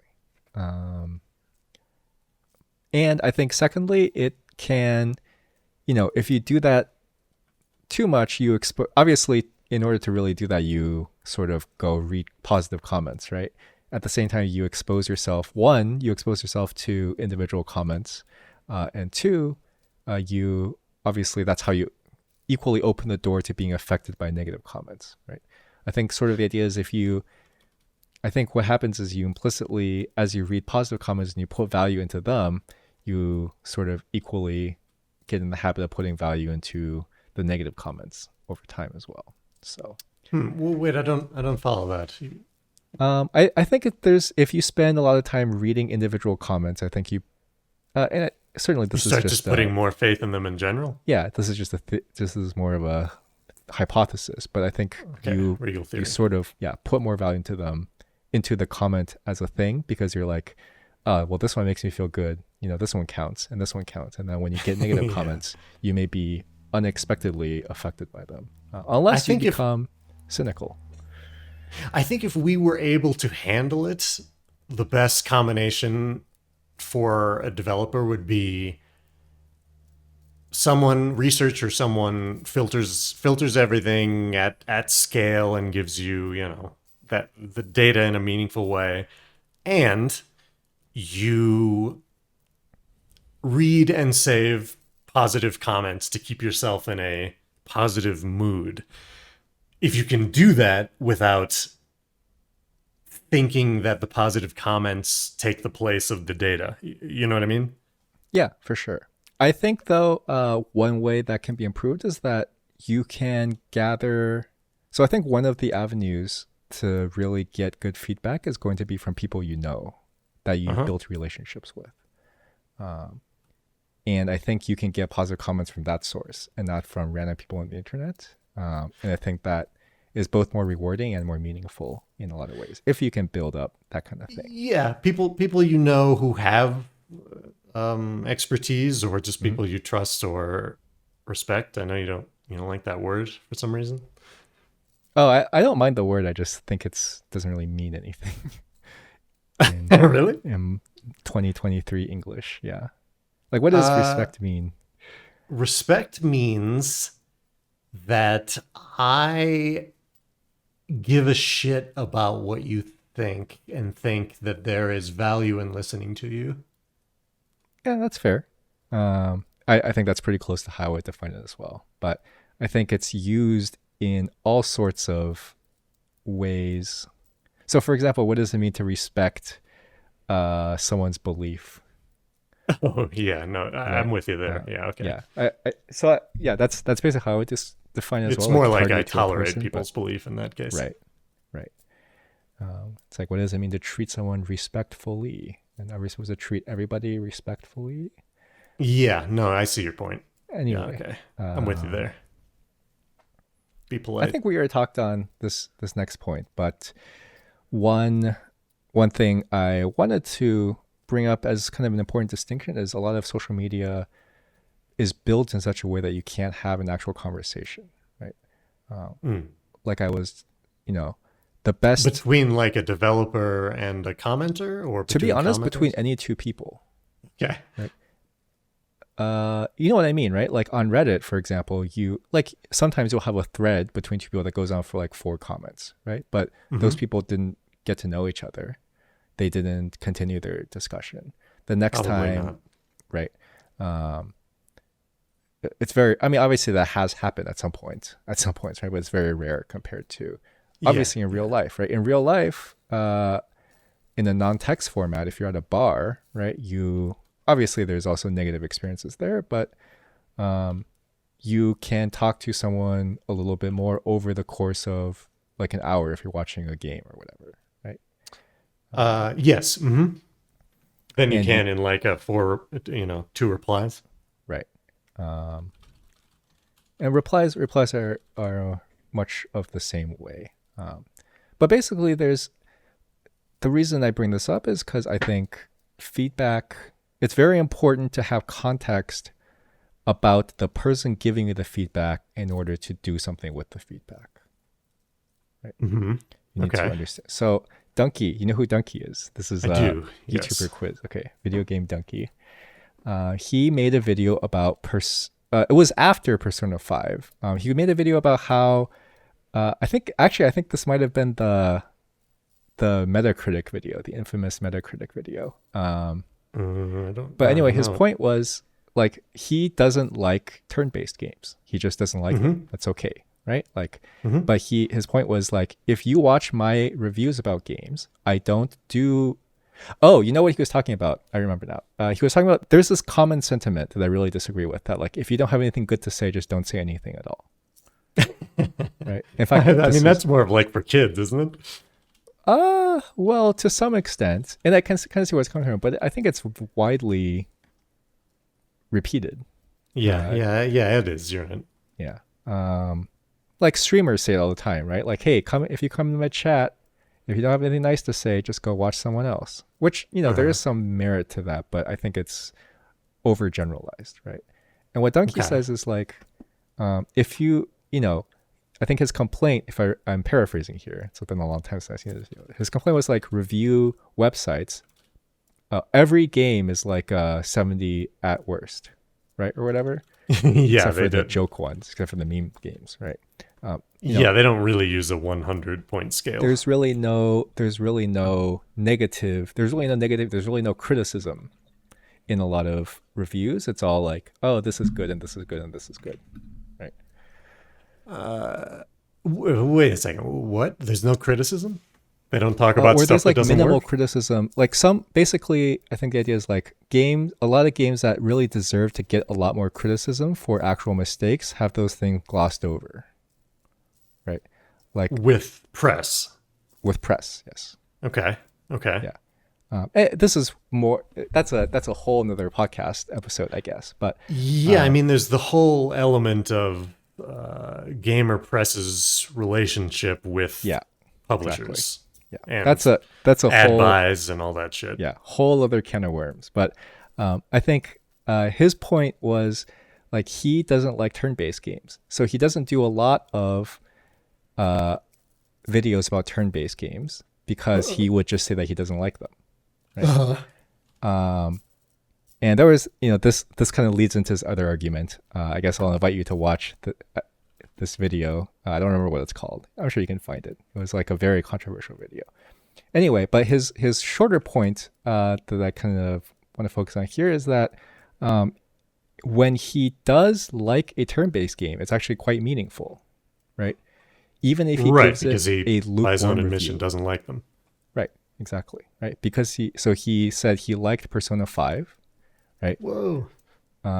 Which is meaningful, even though he didn't love it. Like just the fact that he gave it a lukewarm, kind of fun review means that it was actually very appealing. And for that to be meaningful, you have to understand something about him, right? That he doesn't like turn-based games. Right. Like because you know that, then you can sort of do something with his actual review that you couldn't do by just looking at the raw number or whatever. Okay. Yeah, I see. Yeah. So that's where I think the best feedback you can get is from someone you know. You don't have to know them personally, but someone that you can sort of have enough context on to sort of understand what they mean when they say certain things, in other words. Well, and that's another positive about like doing research the right way. You're getting, there's a battery of questions, or you hook up your responder to their official account on your game, and you can see, you get more context on who this person is, what they like and what they don't like. So actually, if you can do what you just described with putting like hooking, like doing both, right? Like getting context about the player and getting mass feedback, that's ideal, right? So obviously I think that's possible in like large companies and like especially like League of Legends, but Yeah. for a smaller game, I think that's probably like impossible. I don't even know if you having that. Sorry, go ahead. I don't even know if you can really gather data in like an indie game, right? Yeah, I mean, if you have accounts and sign-ins and Right. things, Right. and have those things hooked up. But yeah, if you don't have that, you have to rely on what people tell you, which is not always accurate. You don't say. But But it still gets you closer. I mean, you still, them telling Yeah. you how often they play or what level they've gotten to or what they like and don't, still gives you context, right. It even is, if there are errors. if you read like certain subreddits, it's kind of funny when people try to explain how and often exaggerate like how good they are at the game, right? Like try to give proof that they know what they're talking about. It can get a little ridiculous, and also some of the metrics are kind of funny. It's like reading a really bad resume sometimes. What game are you talking about? For example, in Lost Ark or in MMOs, like people try to explain like how good they are and why their opinion matters by like listing like how often do I do X and Y. Yeah. Okay. Like anyway, yeah. So I think social media runs into this problem where you can easily misread at best you can easily misread feedback to mean something different than what it actually means. For example, if you read a negative feedback from someone who didn't like the game, or you read feedback from someone who is really fixated on this one thing about the game that's not that important, but they try to generalize it. This is a broader problem with feedback on social media, is that like there's this clout factor, right? So they try to dramatize it and generalize it and sort of make it a whole narrative about how much they're suffering. when it's really just Yeah. one little thing, right? Yeah. But they tell Or their maybe, terrible, horrible experiences. yeah. How disappointed they were. And you can sort of train yourself to understand how this works, right? Like one of the things that obviously comes up when this happens when they start throwing in random details. I guess restaurant reviews do this too. It's like, and the waiter was late with the water, and this dish was slightly too salty. It's like, okay, well those things were like you really just had this one problem, right? But you wanted to throw in a bunch It's just of kind other of details. piling on to Yeah. make it seem more spread out. Yep. Yeah, yeah, restaurant reviews. Do you read reviews of restaurants and stuff? I read reviews of restaurants, like a couple of them. I read a Like couple Yelp? of Amazon reviews. I read a Oh, couple of Steam Amazon. reviews. Those things are because you have to sometimes, right? Mm-hmm. Um, just the star rating doesn't really tell you a lot of the details that you need. One of Right. the things like the Steam Workshop for mods, you really have to read reviews to find out if it's working on the current patch, for example, right? Yeah, you have to read stuff for like if you're looking for specific details, Yeah. like to make something work or not work. Sure. Right. Which is another reason why the comments are really important, right? Like you kind of need they fulfill like an actual function that is hard to replace without them. That's also free to get In some cases, in some cases. Yeah. like what you're talking about with games. Actually, you linked the study here about fake reviews, right? I did, yeah. Yeah, it's one of those things that we don't my feeling is we don't really know to what extent individual businesses pump their ratings or pay Mm-hmm. for sock puppet accounts to review them. But I don't know. Yeah, this one article. It's just one article on BuzzFeed, but about estimating that 9% of the reviews on Amazon in general are fake or created by bots or created by Right. people just boosting, which actually is. I like to hear that it's that low because I would think it's much higher, but Right. even that amount, approaching 10%, I've taken to being very careful with, there's every single thing has some 0-star reviews. Every Yeah. single, maybe not every single thing, but most things you see on Amazon certainly have some negative reviews. And I guess there's a certain number at which I start paying attention to it versus just have to totally ignore it Mm-hmm. and just chalk it up to it could be anything. And sometimes, and then there's also the added thing of sometimes you read those things and it's like, oh, this didn't arrive on time or whatever, Mm-hmm. 0 stars, but they got the thing, it works. Yep. They just didn't like their delivery, So Right. sometimes reading that, it's like, okay, great. How am I supposed to think about any of this shit?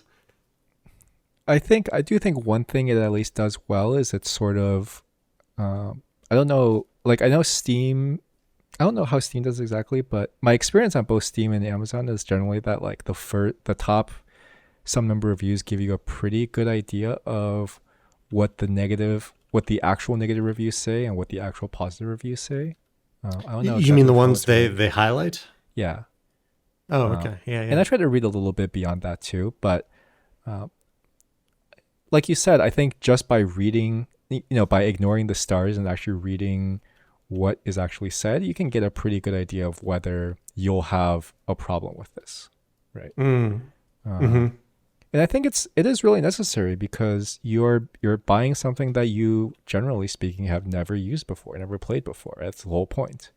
Yep. And in lieu of like knowing someone that has the exact thing, you kind of just have like it is much better. Let's go back to kind of the first thing we talked about. It's much better to go off the experience of another person who's, hope less likely, let's say, less likely to be paid to say something about the game than the people who are actually paid to write nice things about the game. The people writing the description, right, and making the videos or whatever. Yeah, and I also like on Steam that it shows you how much they've played of the game, Yeah, that's great. Yep. which is a huge, it's harder to fake that stuff, I would Yeah. imagine. Yeah, for sure. But yeah, I mean, it is an improvement. Like before with the games, you just had to rely on magazines and ads and stuff that all have their biases, or your Yeah. friends, or I your guess we uncle could that works at do Nintendo. maybe we should do at some point a separate podcast about like the role of a critic, like the video game critic. Oh, sure. Yeah, yeah. As a, I guess there's two types. One is like the content creator. Like I don't really consider Donkey a video game critic. That is a group I have a much higher respect for than the traditional like write an article explaining why I gave this game 70 out of 100, just like every other game. Mm-hmm. I really, in fact, I really dislike this medium. I think it's kind of dying, which is good, but I want it to die faster. Yeah, I think so. Although people still look at Metacritic and shit like that. Yeah, I'm sure they do. I don't know how much players do. Although I see people post about it. I certainly know that companies do. Like, Yeah. companies literally like say, all right, the team will get a bonus this year if we get an 85 plus Metacritic. Ooh, If we get less than that, you're getting paid this. Or if it's less than 70, we're never going to make another one of these again, kind of thing. Like I don't know if I no, they shouldn't. They I shouldn't don't do know how I that. feel about that one. Yeah, it's bad, but it's one of Maybe- those like that's an Activision thing, not a not a okay, Riot. that thing. does They sound wouldn't like do that a shit. 1997 company thing. So that checks Yes, out. it's an Activision thing for sure. It's But that one was thing like if I can see. Oh, go ahead. no. Go ahead. It's one thing if it's like Steam reviews, like Steam rating, but Uh-huh. Metacritic I think is a totally different animal. It's I mean, it's the same. It's a similar problem of like Rotten Tomatoes. It's every Yeah. single publication. Yeah. Wait, I don't know if they even weight them. Maybe they do, but even then, it's like it's a mess. It's just you don't know who's saying what from what publication and whether that publication is worth anything. Is worth any their opinion. My internal publications say this is all 100 out of 100. Yeah, yeah. Regal News That's right. says 100 out of 100, 103 out of 100. Oh, let's Why not go not? crazy here. I don't know if we can count that high. Yeah, that's true. I mean, I told you before with reviews on sites and things, I'm all or nothing. I'm a binary reviewer. Yeah, It's I think that's it's 5 fine. or 0. It's like this thing should get bought or no, I think it shouldn't get bought. I think that's totally fine. I mean, I think at the end of the day, that is what it boils down to. I think we talked about this last time too, right? Yeah, okay. When you have 5 stars, it's basically that anyway, with a couple of tiny exceptions in the middle, but in general, it is kind of what it is. Like Steam does thumbs up, thumbs down, and it does basically a 5-star scale, right? With mixed with like very negative up to overwhelmingly positive. And then that's mixed all in the based middle. on the up just you I give think an so. upvote or downvote? Yeah, I think so. Okay. And I think that it actually works quite well, right? Like, it's very, very rare that I find a game that's mixed that is like really good. Like, Yeah, it would have to be a game in like a genre or doing something that I just really like that maybe not other people do. right. But like And I would have for to it to know that. reach that point, I think a lot of times it has to have like performance issues too, and I To think get to that's- mixed? Yeah, I think so. Unless it's probably. like very terrible. I don't know. Well, I guess we can do a deep dive onto some Steam reviews. at Yeah, some it's a later idea. I like point. it. I do want to close the feedback thing with one thought, which is, the most, at the end of the day, though, the individual voice is still important. Like we've talked about all the different kinds of ways we need to eliminate the individual voice and put it into this, make it a number in the machine, right? Which I think is still valid and important. But as the individual playing the game, like that is still the most that is the experience you're trying to curate at the end of the day as a designer, right? You're hoping that everyone that plays your game has a good time, and you're hoping that it's like a positive experience.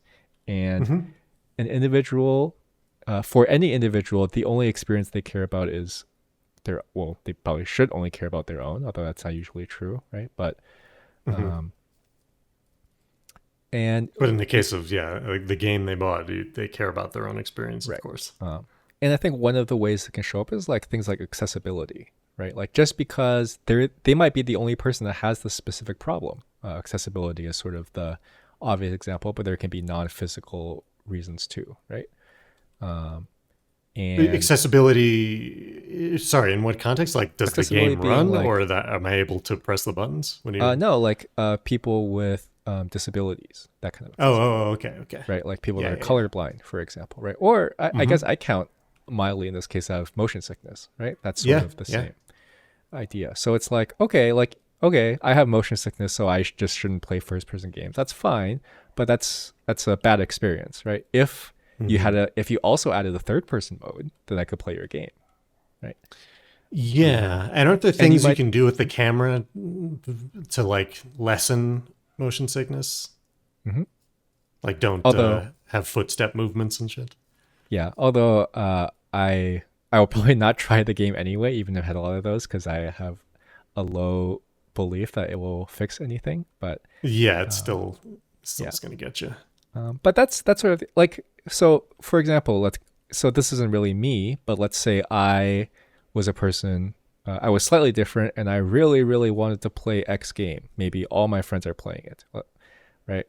And I waited for a year for it to come out, and I followed all the news, and then I play and I discovered it's motion sickness, and I say, hey, can you add, X and Y feature, right, at some point to like help me play this game because motion sickness? And then they say, no, we only see like 0.1% of the people that give this feedback, so I think the game is just not for you, so we're not going to add it. I mean, that's a bad experience, right? Like, whether or not that's valid, that just feels bad, and that's a bad enough experience that I think it's worth thinking about avoiding, right? And that's where kind of the feedback comes in. Yeah, I mean, every decision is gonna rely on the scale of it to some extent, right? Like, in terms of what we have at the end of the day, we have to make a decision on what we spend our time and money on. So a lot of the time, if it's one person that has this problem, they're like, we're not gonna do it. But on the other hand, I guess what about those special cases where it's like, I'm not going to be able to play any game if none of you do this for me, or none of you do this change. And it's, I don't know. I mean, colorblind is an interesting point too, because people have been doing a lot more colorblind adjustments recently in games. But I think that's probably maybe a fairly sizable amount of the audience that has colorblind issues. I guess I don't know. How many people are colorblind? I think it is a pretty high amount. Yeah.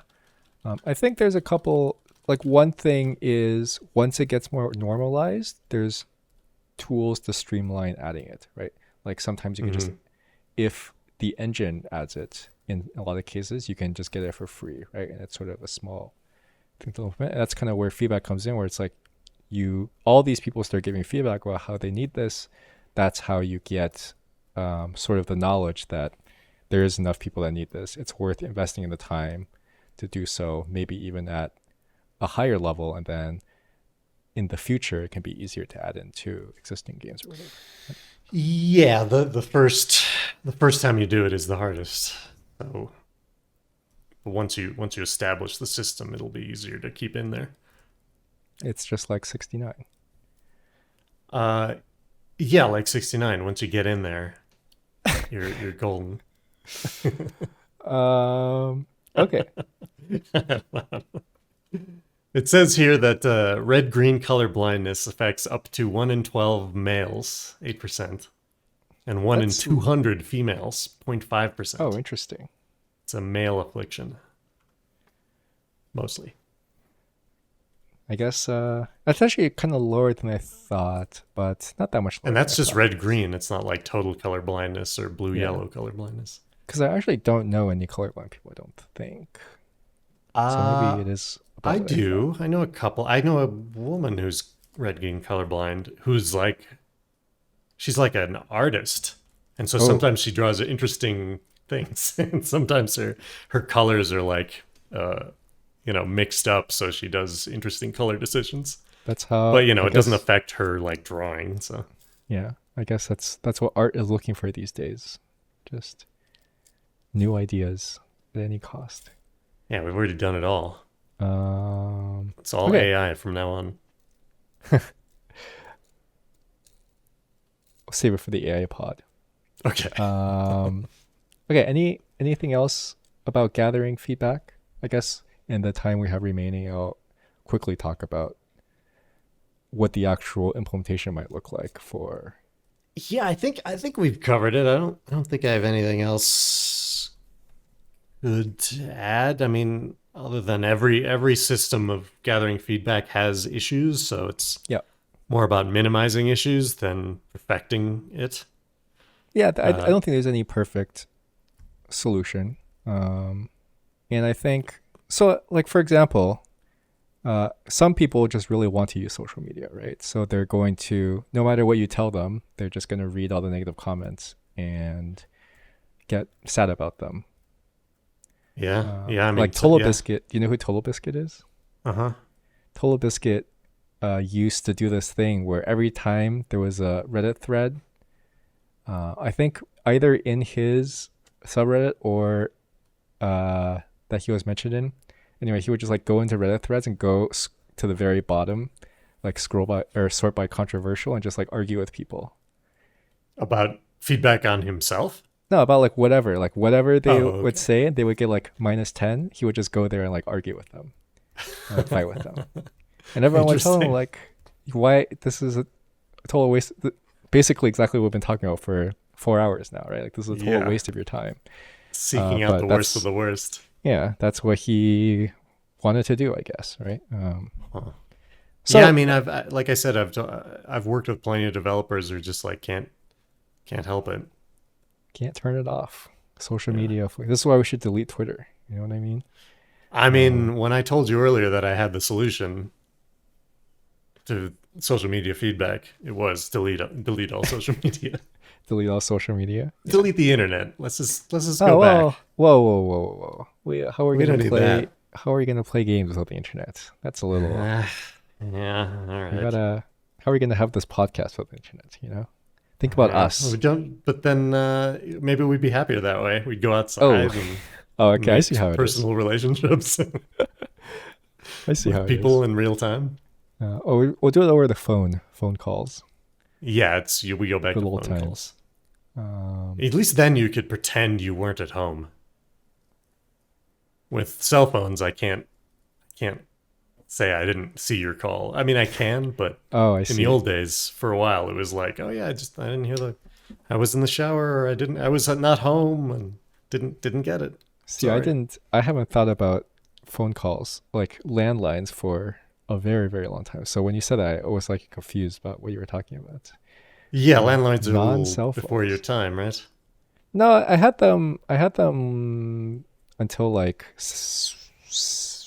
eighth grade, seventh grade. Yeah, okay. So I Yeah, I used had them that. through pretty much through high school. I recorded a answering machine message Yeah, me too. That was a fun. couple of times. Um, anyway, so how do we organize? This is not a final solution by any means.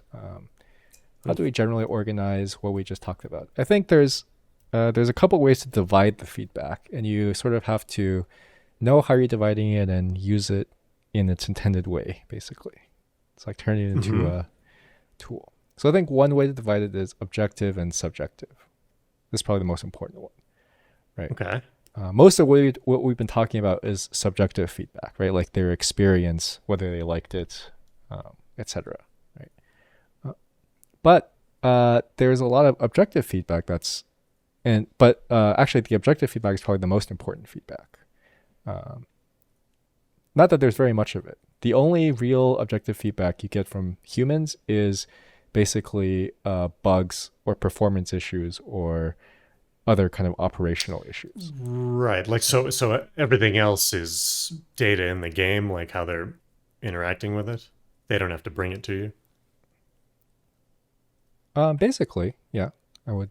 I mean, I guess you can also gather bug reports automatically. Yeah, I mean bug performance operation issues. Yeah, you do see those in feedback everywhere, but also when I'm thinking of Riot in particular, you get all that stuff through uh, your support team. Like people go, usually they don't go to the forums, or sometimes they do, but sometimes they just, Right. if you have a good support group, they just report them there.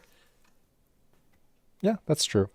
I guess people are not really motivated to post about these things on forums as much as they are to go straight to the source where they're most likely to just get it resolved, right? Because they don't really care Yeah, about if there's a clout direct route where you necessarily. think, oh, they can fix it this way, I'm gonna take that first before just screaming Right, into the wind.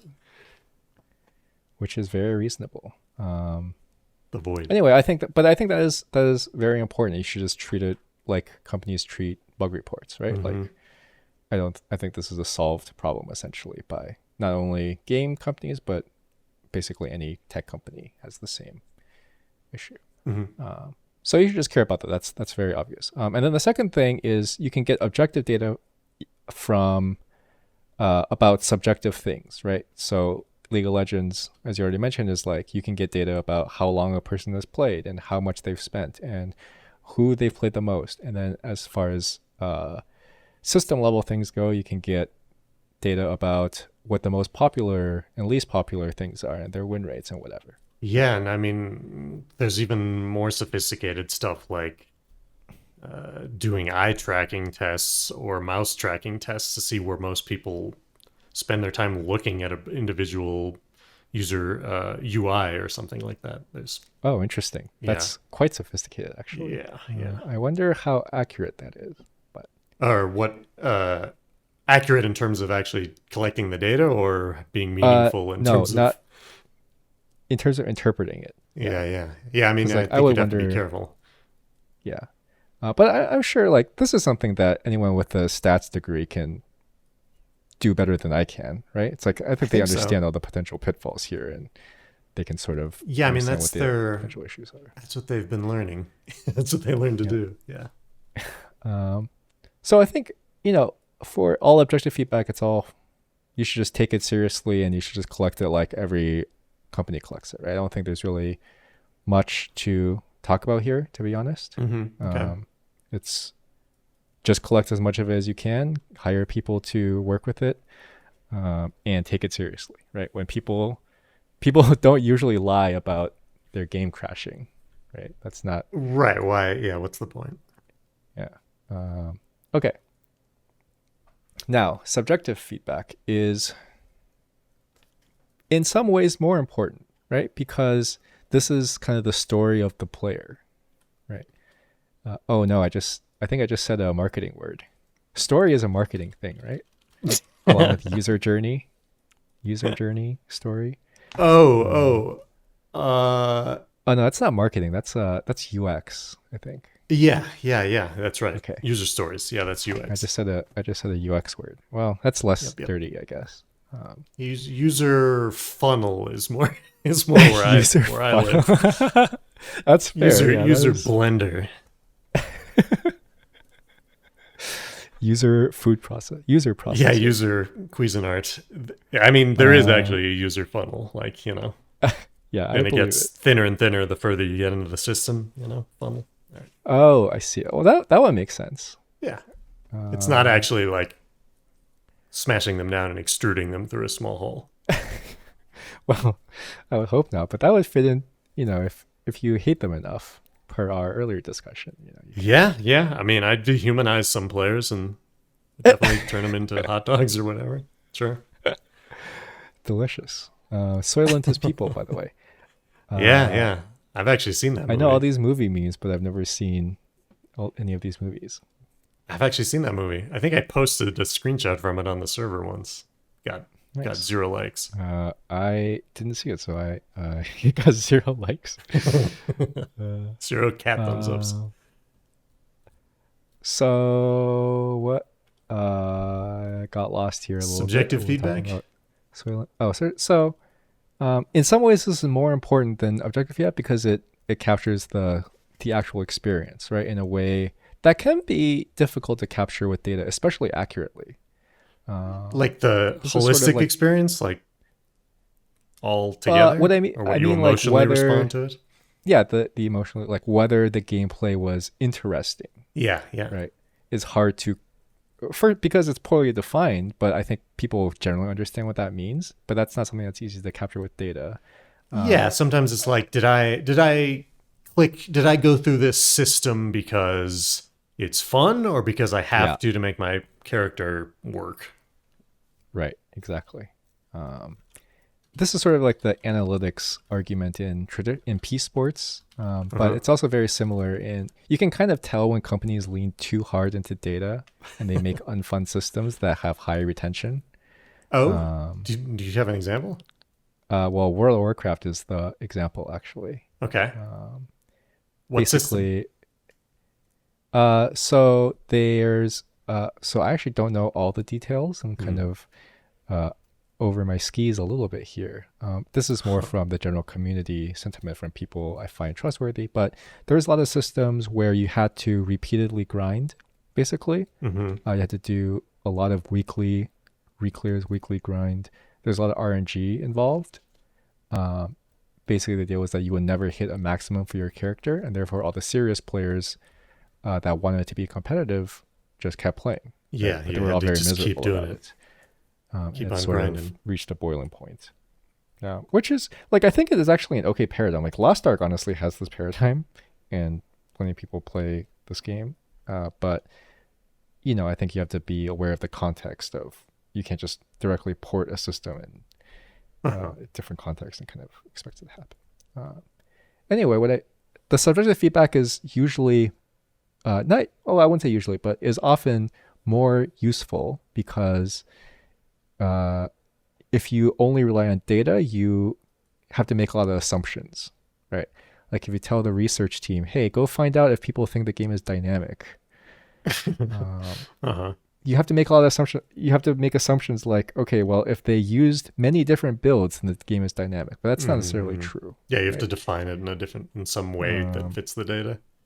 right, and then the definition may not always be accurate when you can sort of get the answer much more easily by you can well at least you can get a starting point much more easily by just getting the actual user feedback, right? Using human language. Hmm. And then you can sort of use the data to fortify it or to kind of get some insights about it, right? But Yeah, and sometimes show the scale of it, yeah, exactly. Um, or and the last thing is, when you're on the inside, it's hard to get out of your own perspective, right? oh yeah. And it's important to sort of at least just get other people's perspective and see what's up. Uh, yeah, for sure. And I mean, this goes back to our conversation about who, when you're getting subjective feedback, who are you getting it from, and looking to your, what's the word? I guess your content creator players, or your, who has the context that can give you the best insight onto these things.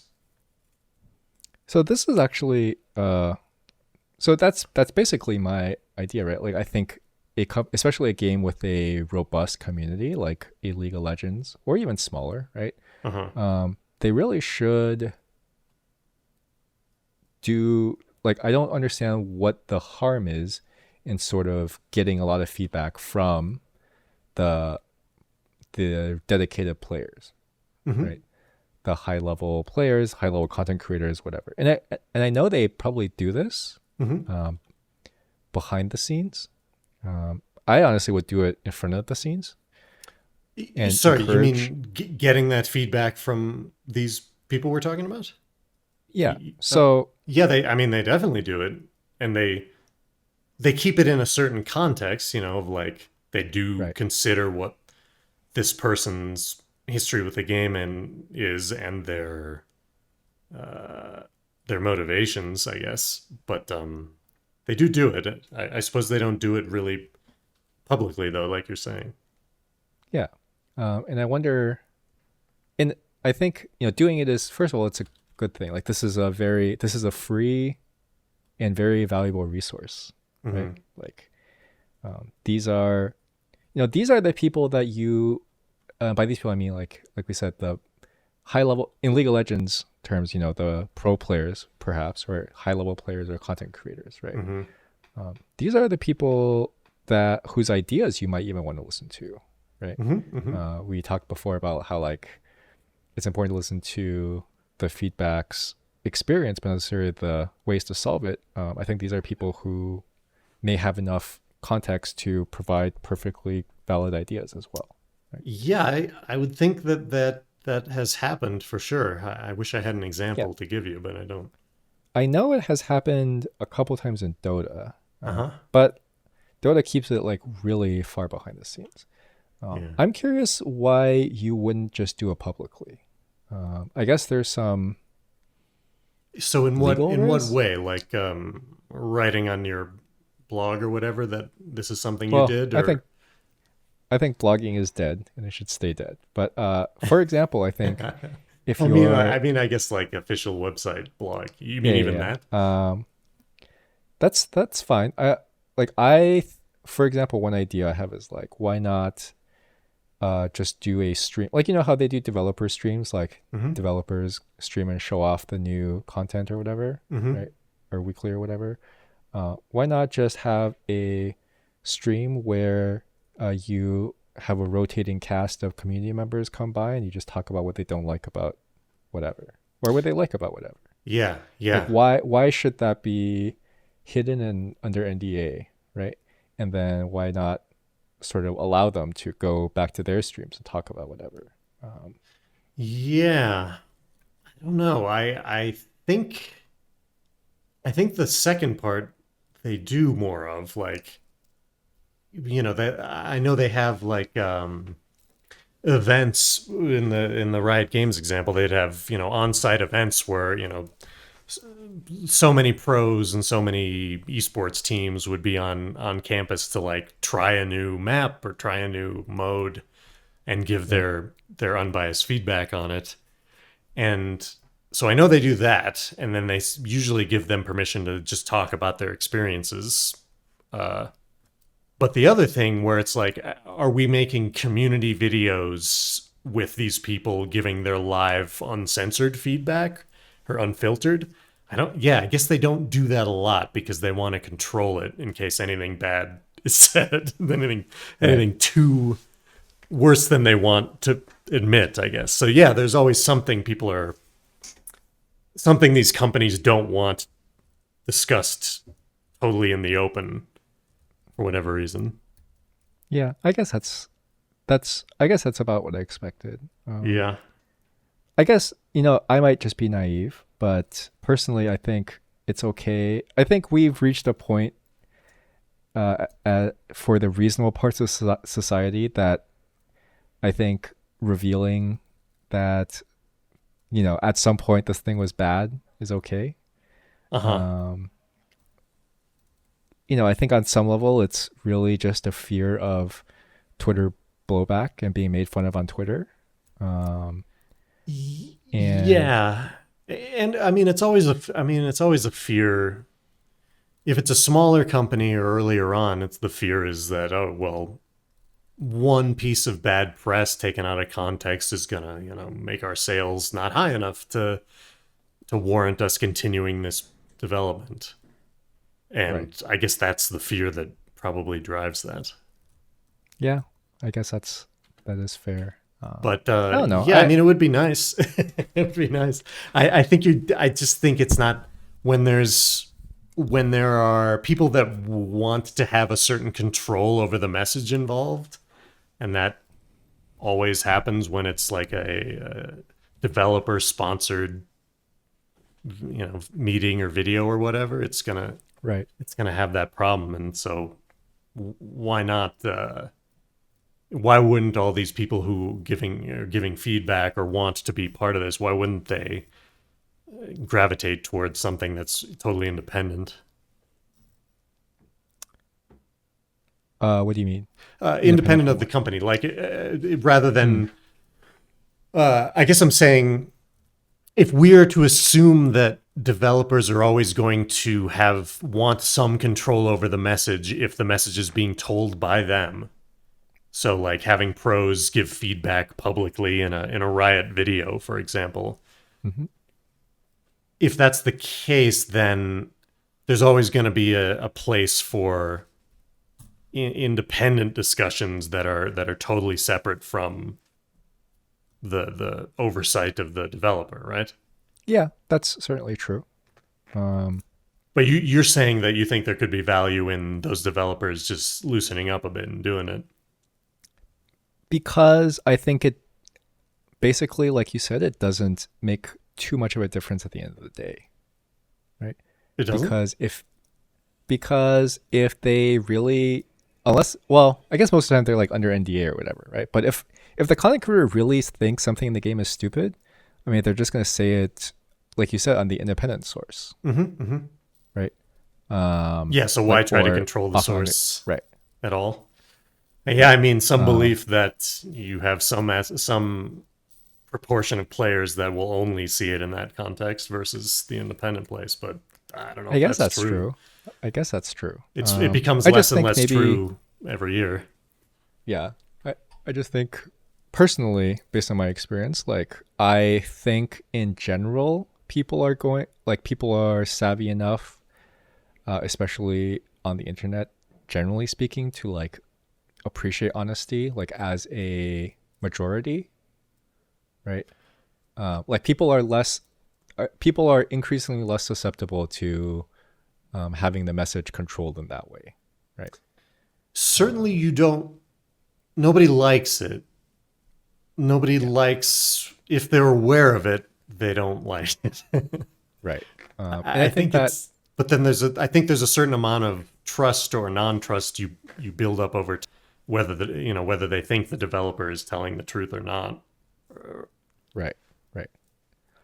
And I think there's like a lot of value for the developer that's untapped. I think one of the things is if the players are on an independent source, there's antagonism built up, right? It's like when you are having a disagreement with your significant other and you're like hearing about it through a third-party source, right?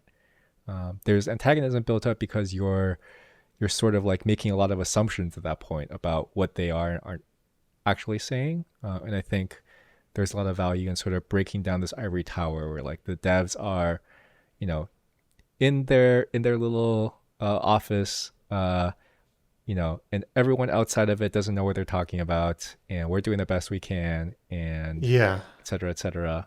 And everyone outside is like, the devs aren't listening to us. They don't take our feedback at all.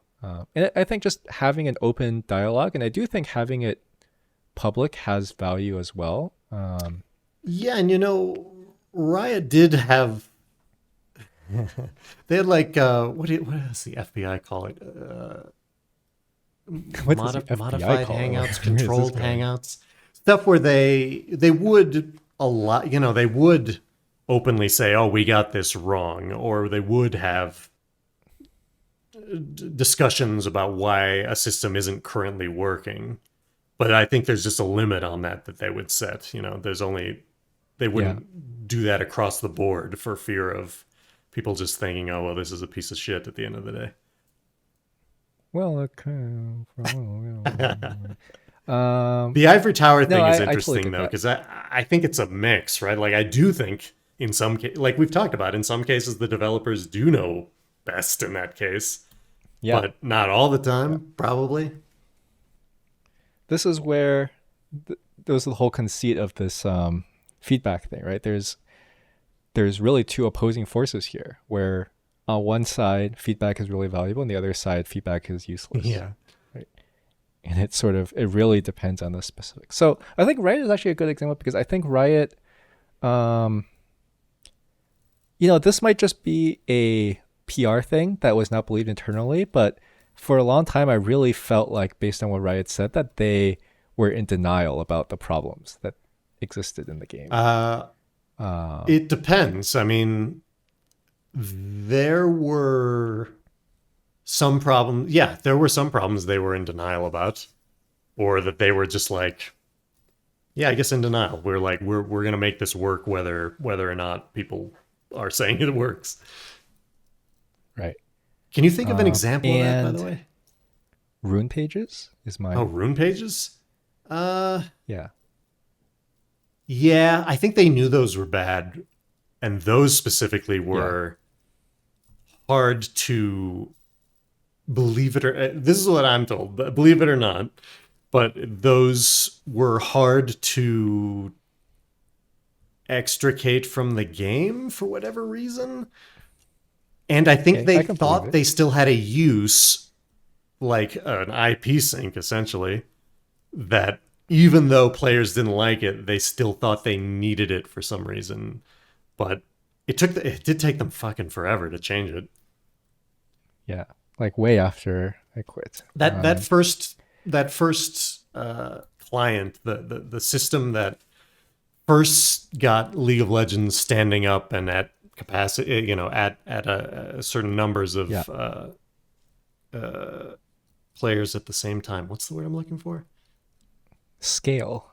I use this word all the Scale? time. Yeah, scale. I can't believe I haven't turned you into an engineer yet. At scale. See, yes. you've turned me into a UX and marketing. Yeah, you're constantly throwing out slogans and shit. Designing packaging. I love slogans. What was I saying? I totally forgot. The first client. Oh yeah, the first client was held together by tape and staples, and it was very hard to take an individual system in the original game and break it off and improve it without having to do work on every other piece, evidently, because they were all interconnected in dumb, hacked together ways for meeting a deadline, essentially. And so later, once they had the money and time to do it a better, longer lasting way, they had to really, in many cases, go back to scratch. And some systems just were there because they were rebuilding them in different ways over years. Mm-hmm. I can totally see that. I guess the other example is they made this blog post about how we talked about this earlier too, about how practice mode or they didn't need a sandbox mode. Yeah. And then they first walked it back, and then they said, yeah, we're probably just not going to do any more blog posts ever. About this or about anything? About any design decisions we have internally. What? Really? And to me, I think that was the wrong lesson. Remember that? Huh, okay. I think that was a Reddit comment. Someone said, yeah, we were wrong about this, but also we're going to be way more careful about posting anything. That sounds like a rogue comment, but that's shit. That sucks. It yeah. And also to me that's the wrong lesson. It's also right? So I mean, I wasn't in the rooms talking about it, but in my opinion, it's essentially they were lying. They were making up all kinds of excuses about why they shouldn't do it, when the real reason was it's not a very profitable use of time and money to develop it. I mean, that's what it is. There's more important shit they wanted to make, and they kept putting up blog posts of well, yeah, but if you do this, then you spend less time actually playing the game and blah blah blah blah blah. And it's they were probably, like you said, they were kind of sniffed out as that being bullshit, right? Or it certainly didn't make any sense. Well, I think which I think that explanation makes more sense. In the context that they're probably just not going to make more blog posts because it's not worth their time to lie about this stuff. But I think the blowback was more taking them at their word, right? Which which I guess is not what they wanted or something. Wait, the blowback was, what do you mean? Like the blowback was about all the reasons that they Oh gave, yeah, right? like Not that these are all not the legit reasons were reasons, lies. basically. Like I think, yeah, I think I guess the assumption, the thing about like them learning the wrong lesson was more like, um, if they, if they actually believed these things, the wrong thing to do would have been to kind of double down and say like, well, we're just not going to have people tell us that our ideas are wrong because our ideas are right, Yeah, and we're just not going to let people talk to us about them anymore. yeah. I don't remember that actually being any sort of decision. I Yeah, think they really did try to continue doing stuff like that, and but I yeah, think, but you know what? I know there was a cutting back of like, if we can't be honest about this, we shouldn't even talk about it. Like we should just avoid talking about it. right. Which is, I don't know, is that a better, maybe that's a better state of affairs? I don't, I think so. I think there are just going to be times when you can't talk about because every something. time they do that shit, every time they're like caught being kind of shady, it's, it erodes the trust of people. Yeah, I absolutely like. I think people generally will understand if you say, "I can't talk about this." Right? Yeah, yeah, But that's, I think people are much less willing to accept you lying to them. of course. Essentially, Yeah, I mean, who likes getting yeah, lied to and knowing it? It's the worst. right, right. But yeah, yeah. But yeah, I do think circling back here, I think it can be very valuable once you have a community to sort of allow honest discussion about things, even publicly. Like, I think there's value to that, and I think the feedback you get can be valuable as long as you treat it the right way. I think a lot of times there's a lot of fear about getting a massive amount of blowback, Mm-hmm. or getting made fun of, especially Mm-hmm. maybe more than random negative comments. And hopefully there's a feedback system in place to sort of make that less extreme, less of a problem, and you can sort of tolerate that and get your product better, by opening it up more. Yeah, I mean, there's value into what you're saying is like doing some stuff publicly in order to show your work a little bit. Like, hey, yeah, we're listening. Right. Right. But I mean, I know the pitfall there is that, I mean, the practice mode is a good example. It's over the years, Riot asked players like, what are their top, if you could do any feature, what would it be? And practice mode, sandbox mode always rose to the top. So eventually the community noticed and was like, well, we know this is at the top of the list. Why aren't you doing it? Right. And then, yeah, I mean, they were kind of in a shitty spot because the only truth was not anything they wanted to say. Right. To be honest, though, like, would it really have been so bad if they just said it? Maybe. I mean, people don't like that either. Like, it doesn't make us money, so we're not going to do it. Oh, well. I mean, they could put it better than that, but I mean, it's partially that. It's like a low. Yeah. They had trouble See, quantifying that's it, I another guess. thing. I don't know. Yeah, that's another thing where I'm like, if you don't want to say that, maybe because people are going to be really upset about it, like, shouldn't you rethink your values? Right? I don't know. I don't know. I mean, You know? is even if practice mode is the most wanted thing by your community, is there a world where it still doesn't make sense adding it? I guess I don't know enough about the development vision in this case, especially to really say. If people from Riot ever I listen to guess this, it depends. maybe they'll correct me. Yeah, well, you can we can recreate the boardroom meeting. Yeah, I'll call in Get the Mark CEO Merrill in and here. Brendan Beck. Yeah. They still remember me, I'm no, sure. but I think. Did you ever meet them? Oh yeah, yeah. No, I had meetings with them. Oh, nice. Yeah, I had to present a bunch of stuff to them for the Legends of Runeterra card game when it was a completely different game years before. Oh, nice. You're a big fish. I think Yeah. I've only met like 3 layers of management. At your place? Yeah. Comet Pizza? So there's like 7 between me and the CEO, and I've only gotten to like layer 3. Okay, okay. So, um, but yeah, I don't know. I think that's an interesting question. Like so if we think about it, let's think about it from a subscription based um, tool, right? So let's say you're making like Microsoft Office, right? Mm-hmm. Um, the most wanted feature by the users should be, well, the number one wanted feature implicitly is that the product keeps working, Mm-hmm. right? So if you have any problems you need to fix, you should do that Mm-hmm. first. But in that case, the point of the feature is that people will keep, or it gives people what they want, so they keep paying for it, right? Mm-hmm.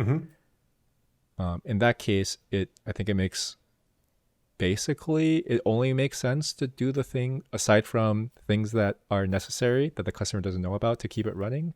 I think it only makes sense to add the features that the customer wants the most, right? Or that customers want the most. I mean, I see your point. I mean that it makes sense. I know from history that people don't always there's people don't do that always. Yeah. Well, the thing is that's because it's a subscription, right? In a free to play, any features that you add that don't cost money to use are free, right? That's sort of the conceit. You mean like our free value to the player? Yeah. So the player doesn't have to pay anything. The problem basically is that if you add a feature that's not either a champion or a skin, then the player doesn't have to pay to use it, right? That's why you don't make money, theoretically. Yeah, there's not a direct in that case it's specifically there's not like a direct link between money you're getting and Right. and the practice mode, but it is a Right. across the board improvement, quality of life improvement to this whole Right. ecosystem. And lets I guess people that's where try more interesting things, so maybe making the meta more interesting. I don't know. It has value, but a lot of it's intangible. right. I guess that's where like quality of life, intangible value sort of Whereas if I'm gonna is hard to justify. whereas if it's a decision between we're gonna, upgrade the Summoner's Rift map, or we're gonna add a new, like you said, add new champions and things that we can sell, or even add like a new mode that will most likely get people to buy champions. I guess that's always the stuff that mucks it up, right? Like at the the Right. pursuit of the profit. The pursuit of profit. I love capitalism. Pursuit of the profits. Um, All right, we well, I'm gonna hit a wall soon. So do we have much all left right. to talk about? No, I think we're I done. think we To be covered it. honest, I thought that was a well that would immediately proceed wrapping it up. Yeah, So, I think we had some good ideas in here. There's always, I mean, I said this before that I mean, it's like your point about the past 100 years, the difference between then and now. We sometimes treat the internet and this ecosystem and games as if we're sort of at the end of history with them, uh, and not that we've only been fucking around with them for 20 years and still don't know yep. what is good and what is bad. Does that make any sense? I think we know what is. No. I think we actually have a perfectly good idea of what is good and what is bad. I think Do we? all our current opinions are 100% Okay. valid. Well, then I actually. guess we figured it out. Yeah. Yep. I think we figured it out. All right. Well, This podcast is good. Greatest podcast. yeah, of we all always time. get to the solution. Listen, we can promise you results on this podcast. Other podcasts, Is that they'll what we just can give you promise? information, a little joke here and there. we'll give you results on open betas. So with that in mind, Innovative. Synergistic. let's say goodbye to all the listeners in podcast land. And stay tuned for our next episode about religion in games. Won't that be fascinating? I love religion. And we'll be arguing about whether it's okay to kill people more.